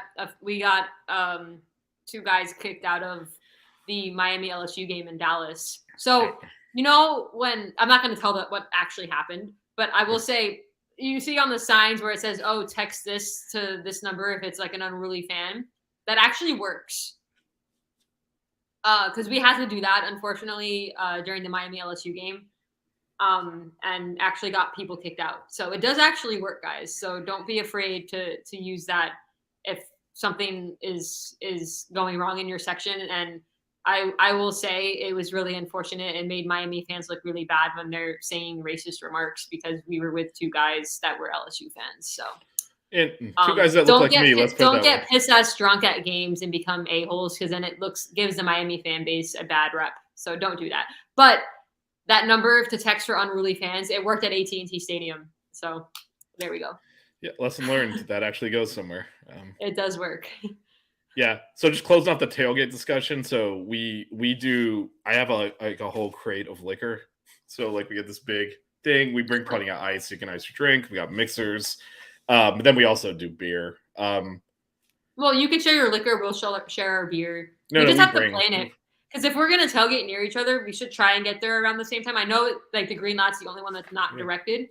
But it'll still be hard to like be near each other if we don't kind of plan that a little bit. Yeah, no, we'll plan it out. The other so if you've never had, there's this beer called Mahou, Mahou. It's a Spanish beer. Never tried it. It is. Well, so here's the cool thing. It's perfect for tailgating because it's a lighter beer, so you're not gonna get like hammered with it. It's like how light though? Like Bud Light, Yingling. No. Don't hand me a Bud Light. I'll throw it back at you. That's disgusting beer. Thank you. Oh man, it's like drinking. It's like this drinking is why. dirty Actually, water, this honestly. is why I'm just like, and I have now converted my whole group into beer snobs. I'm like, yeah, I've become. I'm like, do not tell people to bring beer. I will bring the beer. I'd rather pay for it myself than have everyone bring like a 12-pack and then someone shows up with like Coors Light or Buzz Light, drinks all my beer, and then we end up with a cooler full of that garbage. No. So no. You went to the Dallas. Good. You went to Mahou's the Dallas good. game, the LSU Miami game. Yeah. Their beer selection was garbage. I ended up drinking it's Coors Light for most of that game. It was disgusting. But anyway, no, my two of my friends are quite the beer enthusiasts. So the Mahou is good. It's not a light beer. It's just it's a like, lager. So probably closer to Stella. A lager. Yeah, okay, closer to that, I'm a lager fan in terms of that style. But the as cool long as thing it's not is an IPA. No. And the cool thing is, so they're not the 12-ounce bars. They're 7.5, which means you'll finish it before it warms up. And the second thing is the tops are pull tabs. Interesting. They're on there as metal, but there's a pull tab, so you don't even need a bottle opener. So they're very conducive to working through. Now that you've drank with me, but I am horrible at opening beers. Like even with the beer opener, I struggle. It's kind of funny. I'm always afraid that I'm gonna like try to like pull too hard on the opener and like the beer's gonna like come up and like splash me. So I'm always so tentative trying to open it. It's stupid, but so these are pull tabs, but they're fully bottle capped. It's just like there's a piece bring of metal, it to a tailgate so I can try it, and then you can have some of our beloved our beloved Sam Adams Oktoberfest. I actually have 3. My best friend left 3 Yingling Hershey Porters in my fridge. I don't know if you've tried the Yingling Hershey Porters. I'm not a huge fan of dark beers, but this has I was about to say that's a weird choice for you in terms of. It's I'm not usually a big fan of dark beers, but it has like it's very heavy, so I generally can't finish it. But it has like a chocolate aftertaste, so it actually tastes really good. I have 3 of them in my fridge still. So Yeah, I'm not a. I think that's a good beer to. I don't know if that's a good tailgate beer. I don't know, but if you're ever over here again, remind me. I'll let you have one of them. Wow, you're gonna share one of your precious few Hershey Porter beers. Look at this, man. I feel he left them in my fridge. I'm like, you forgot to take them. He's like, no, I left them there on purpose. That's what he gets me for my birthday. He's like, I'm leaving the good beer in your fridge. Well, that's a good gift. He gave me his last Sam Adams Oktoberfest that he had been saving. That was in April, and it goes out of season in like October, November. So he's like, I had one left. Here you go. And I was like, oh, see, that's why he's my best friend, because he gives me his last Oktoberfest. That's a good gift. It is the thought that counts. That is true friendship. We've also been friends since 2005, so we go way back. Yeah, well, there's always Mao in the fridge here, so stop by. It's not seasonal? No, it's a Spanish. It's like one of the main beers in Spain. It's not really a big beer country, but actually it is. But it's very regional. It's very annoying. It's a regional. Everything in Spain is regional, including the beers. But it's a Madrid-based beer. But it's good. Yeah, it's easy to consume. It's easy to open. Although one of my friends can open anything without a bottle opener. He should be like, if you can't find the bottle, we just hand him the beer, Eric. I used to use my T-shirt to open beer bottles until I realized I was poking holes in them because. Is this you mean this is twist off though, right? The twist off ones, yeah. No, I'm talking about give it to him. He'll take his ring and just. It's magic. It's like those people who could just hit it up against like this end of a table and pop it off. Yeah, no, he'll open anything with his hand. That's cool. Yeah, that's a good skill. So it's a human bottle. Like, did anyone remember to make the bottle opener? Where the hell's Eric? It's basically. So we're going on over 2 hours. Okay, let's talk basketball real quick. There's one more basketball thing that if anybody happens to be watching. Yeah, so let's talk about this. So, you mentioned earlier about kind of watching some Indiana basketball. How much do you plan to follow the players that transferred out of here, if at all? I'll be honestly, I'm really more curious to see what Walker does at Indiana than anything. So it's just watching that part? I think Harlan Beverly will do well at Wichita State. That's a hard team to follow. They're not really. It's hard to find. I'll look it up. And then like Aaron Danilo, we didn't really. Yeah, I don't really have any attack. It's really Walker and Beverly that we have Danilo because he's playing in the ACC. I mean that's. And there's no longer an ACC Big Ten challenge. It's now ACC SEC, so we won't see favored. Yeah, I mean, I'm more interested. I honestly, I'm just interested to see what Walker does in Indiana.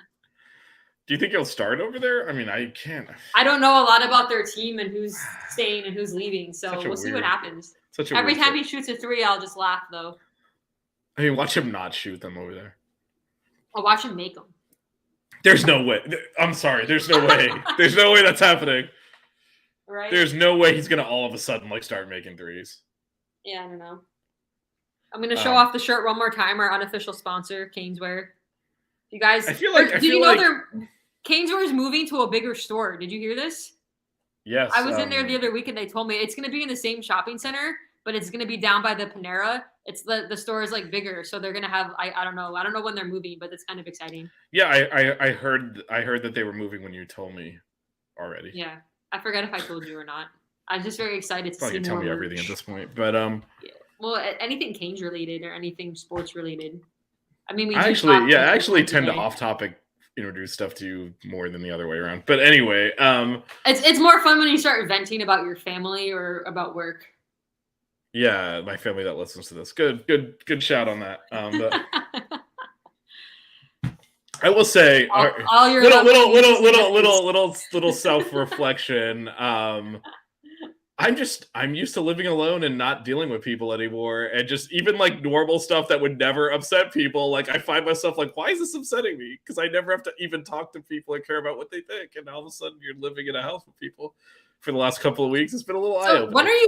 When are you actually going back to DC? Tuesday. I know you extended your flight. Tuesday. What if Stanford loses? Are you going to stay for Super Regionals? No, I have to be back in. I have a conference. I'm at the 7th and the 8th in DC, so I am definitely going. Oh. So if we make Super Regionals and Stanford loses, are you going to come back for Super Regionals? Very possible. So yes, It might be a two-day trip to DC. Yeah, I did Tuesday morning because if we end up like the last game, it's if necessary thing is it would be Monday. So if I stick it out for the entire regionals, then we have like a do or die elimination game on the last day. Like I can't be flying out during that. yeah. Well, luckily I'm off Saturday, Sunday, and Monday, so all right, I so just missed Friday. you're in for the long haul there. Yeah, I'm and there then for all of it. That's a lot of dairy and milkshakes. you have to try the Cajun one. Not happening. And then if anybody's still left in the chat, there if are a there's few people. any thoughts or questions you might have, probably not, because who could possibly still be listening to our 45-minute tangent? But yeah, just post it. Or me and Vish sit here and continue to talk about random things. I can't imagine. Let's go to topic. What is your tailgate food? What games do you play? We do dominoes sometimes. Cornhole was new to our tailgate this past season. It wasn't. My friend. Wait. This is a new thing? I thought this was like this just started a multi-year. No, this just started this year because my friend found a set like half price at some point in the off season, so he bought it for the tailgate, and now there's only so much room in my extra closet, so the cornhole is literally under my bed because I had nowhere else to put it to store it. Okay, the way you described this, I was like, you must have been doing this for years, and it's a tailgate staple. No, it got cornhole was new this year. It got very competitive. Very competitive. But yeah, sometimes we have dominoes. We have a dominoes table. Dominoes is fun. It's a very Jimmy Butler thing to do. I mean, that's what I'm saying. Like, if we tailgate together, it's going to be a little bit of a culture shock. Our tailgate is very Cuban. So, oh, man, Three of the four of us have been living in Miami since we went to undergrad, so it's very Cuban. It is very Cuban. It's not going to culture shock us. 3 of the 4 of us live down here, so. All right. I think 2 hours and 22 minutes is a nice round number. Right. People are going to stop listening after Matt left. Not a precipitous drop in numbers. Not a precipitous drop in numbers. But Matt keeps us on topic. Well, I mean, what ends up happening is because we're both. I mean, I technically don't live here, but and then you actually live here, so we end up going off on tangents like this place on campus and stuff that Matt wouldn't really. That's why I saved the weather and milkshake discussion till he left, because I was like, we're the only alums on the network. We are the only alums, and we're also local to the same part of Miami at this point. So, well, local-ish, because you technically live in DC, but you grew up over here. Yeah, and I'm here a lot, so obviously that's where the ish comes in. So, oh, I see you have a sign there on the bed in the background. Yeah, I repositioned it because it wasn't really showing up back there. It's not showing up great over here either. There's nowhere else for me to really put it. Are you going to leave that? I mean, I should leave it here, right? It's fucking cool. It's got all the different logos. No, that's true. Yeah. Yeah, but I don't know. All right. I don't know. My niece showed up from. She goes to daycare at school. She showed up with like an old school ibis stuffed animal today. I don't know where that came from. Maybe I'll position that in the background on the next week. Actually, next week I might be back in DC for our show. When is our show next week? We'll see. Wednesday? Wednesday? No, not Monday. I have to check your work schedule. Monday's regionals, possibly. Wednesday possibly. My other day off. Possibly. You are off that day, so that might be the day if there's no game. Yeah, if not, it would be Wednesday. Anyway, there will be basketball talk next week. Well, actually, Cam Spencer's supposed to visit this weekend, or did they? I'm not sure when he's visiting. Okay. We'll see, and we'll see if anything else comes up in the portal. Could be a shorter show. We've had things to talk about the last few weeks with portal stuff, so. So you understand. So, I mean, if anyone's still listening to this, they're definitely interested in the tangent portion of the show. Obviously, we are going to spend an ungodly amount of time together over the weekend. There's zero chance we're going to stay on topic. Oh, that's true. Yeah, our show next week is going to be after a weekend of like. We might have to just 3 bring days of Jazz on baseball. full time for that show to pitch into the The show next conversation. week may turn into a baseball show, quite honestly, because we're going to be together Saturday, Sunday, and possibly Monday, depending on what happens. I mean, I'm with hoping we baseball. just win on Saturday. On Sunday, so we don't have to do the Monday game. But I will. Yeah. I did account for the possibility, and that's why my. Well, I flight's hope Tuesday that morning. for less games because our pitching starts to get suspect after a few days of going through our. I mean, it depends on how you get to that game. So you actually, Yeah. if you win the first 2 games, it's really important. I mean, we'll talk about this on tomorrow's baseball show. But Well, I'm assuming Zeal and Peepo are going to start, right? so Gino DeMar was actually on Hurricane Hotline today and did not really reveal it, other than he said it's not going to be like he obviously he said Ligon will start a game, but didn't say which one. And then I think his assumption is we're not going to go 0-2 and get eliminated because and then he said, yeah, we're going to, piece it together. He talked about people, but he said, he could be, because we used him out of the bullpen this week. So, and he pitched awesome out of the bullpen. So he's like, we're not sure what role we want to put him in. He can do either. Zeal, he said, will obviously start, but he said it wouldn't be because normally what you do in the first game is you start your second or third starter. We don't really have an established second or third starter at this point. So, I'm curious he said we're going to piece it together. So we'll see what happens there. But the way you get to that last game matters a lot. So if you win the first 2 games, win your first 2, you're good. You're playing one less game than the other teams. Yeah. So even if you lose the 3rd game on Sunday, you just play the 4th game. Where if you lose one of the first 2, you have to win 3 games to get to the Sunday game. So you play a 5th game. Yeah. So if we win the first 2, we're in great shape. Because then we just need to win 1 of 2, and we should have enough pitching to do that. We just won 3 games this last week in the ACC tournament against better teams. Yes. And we just got even a 1-run lead. I mean, Walters is. Yeah, but I think it's important to beat the crap out of Maine, so we don't have to use we don't have to use a lot of pitching, and we can then save that up for the weekend, the rest of the week. The winner of Texas and Louisiana. Yep. So. Anyway, right. well, look at that. That's a tangent onto a sports topic, but not ours. There we go. Anyway, am I sticking around backstage after the show? Yeah, you can do that. Okay.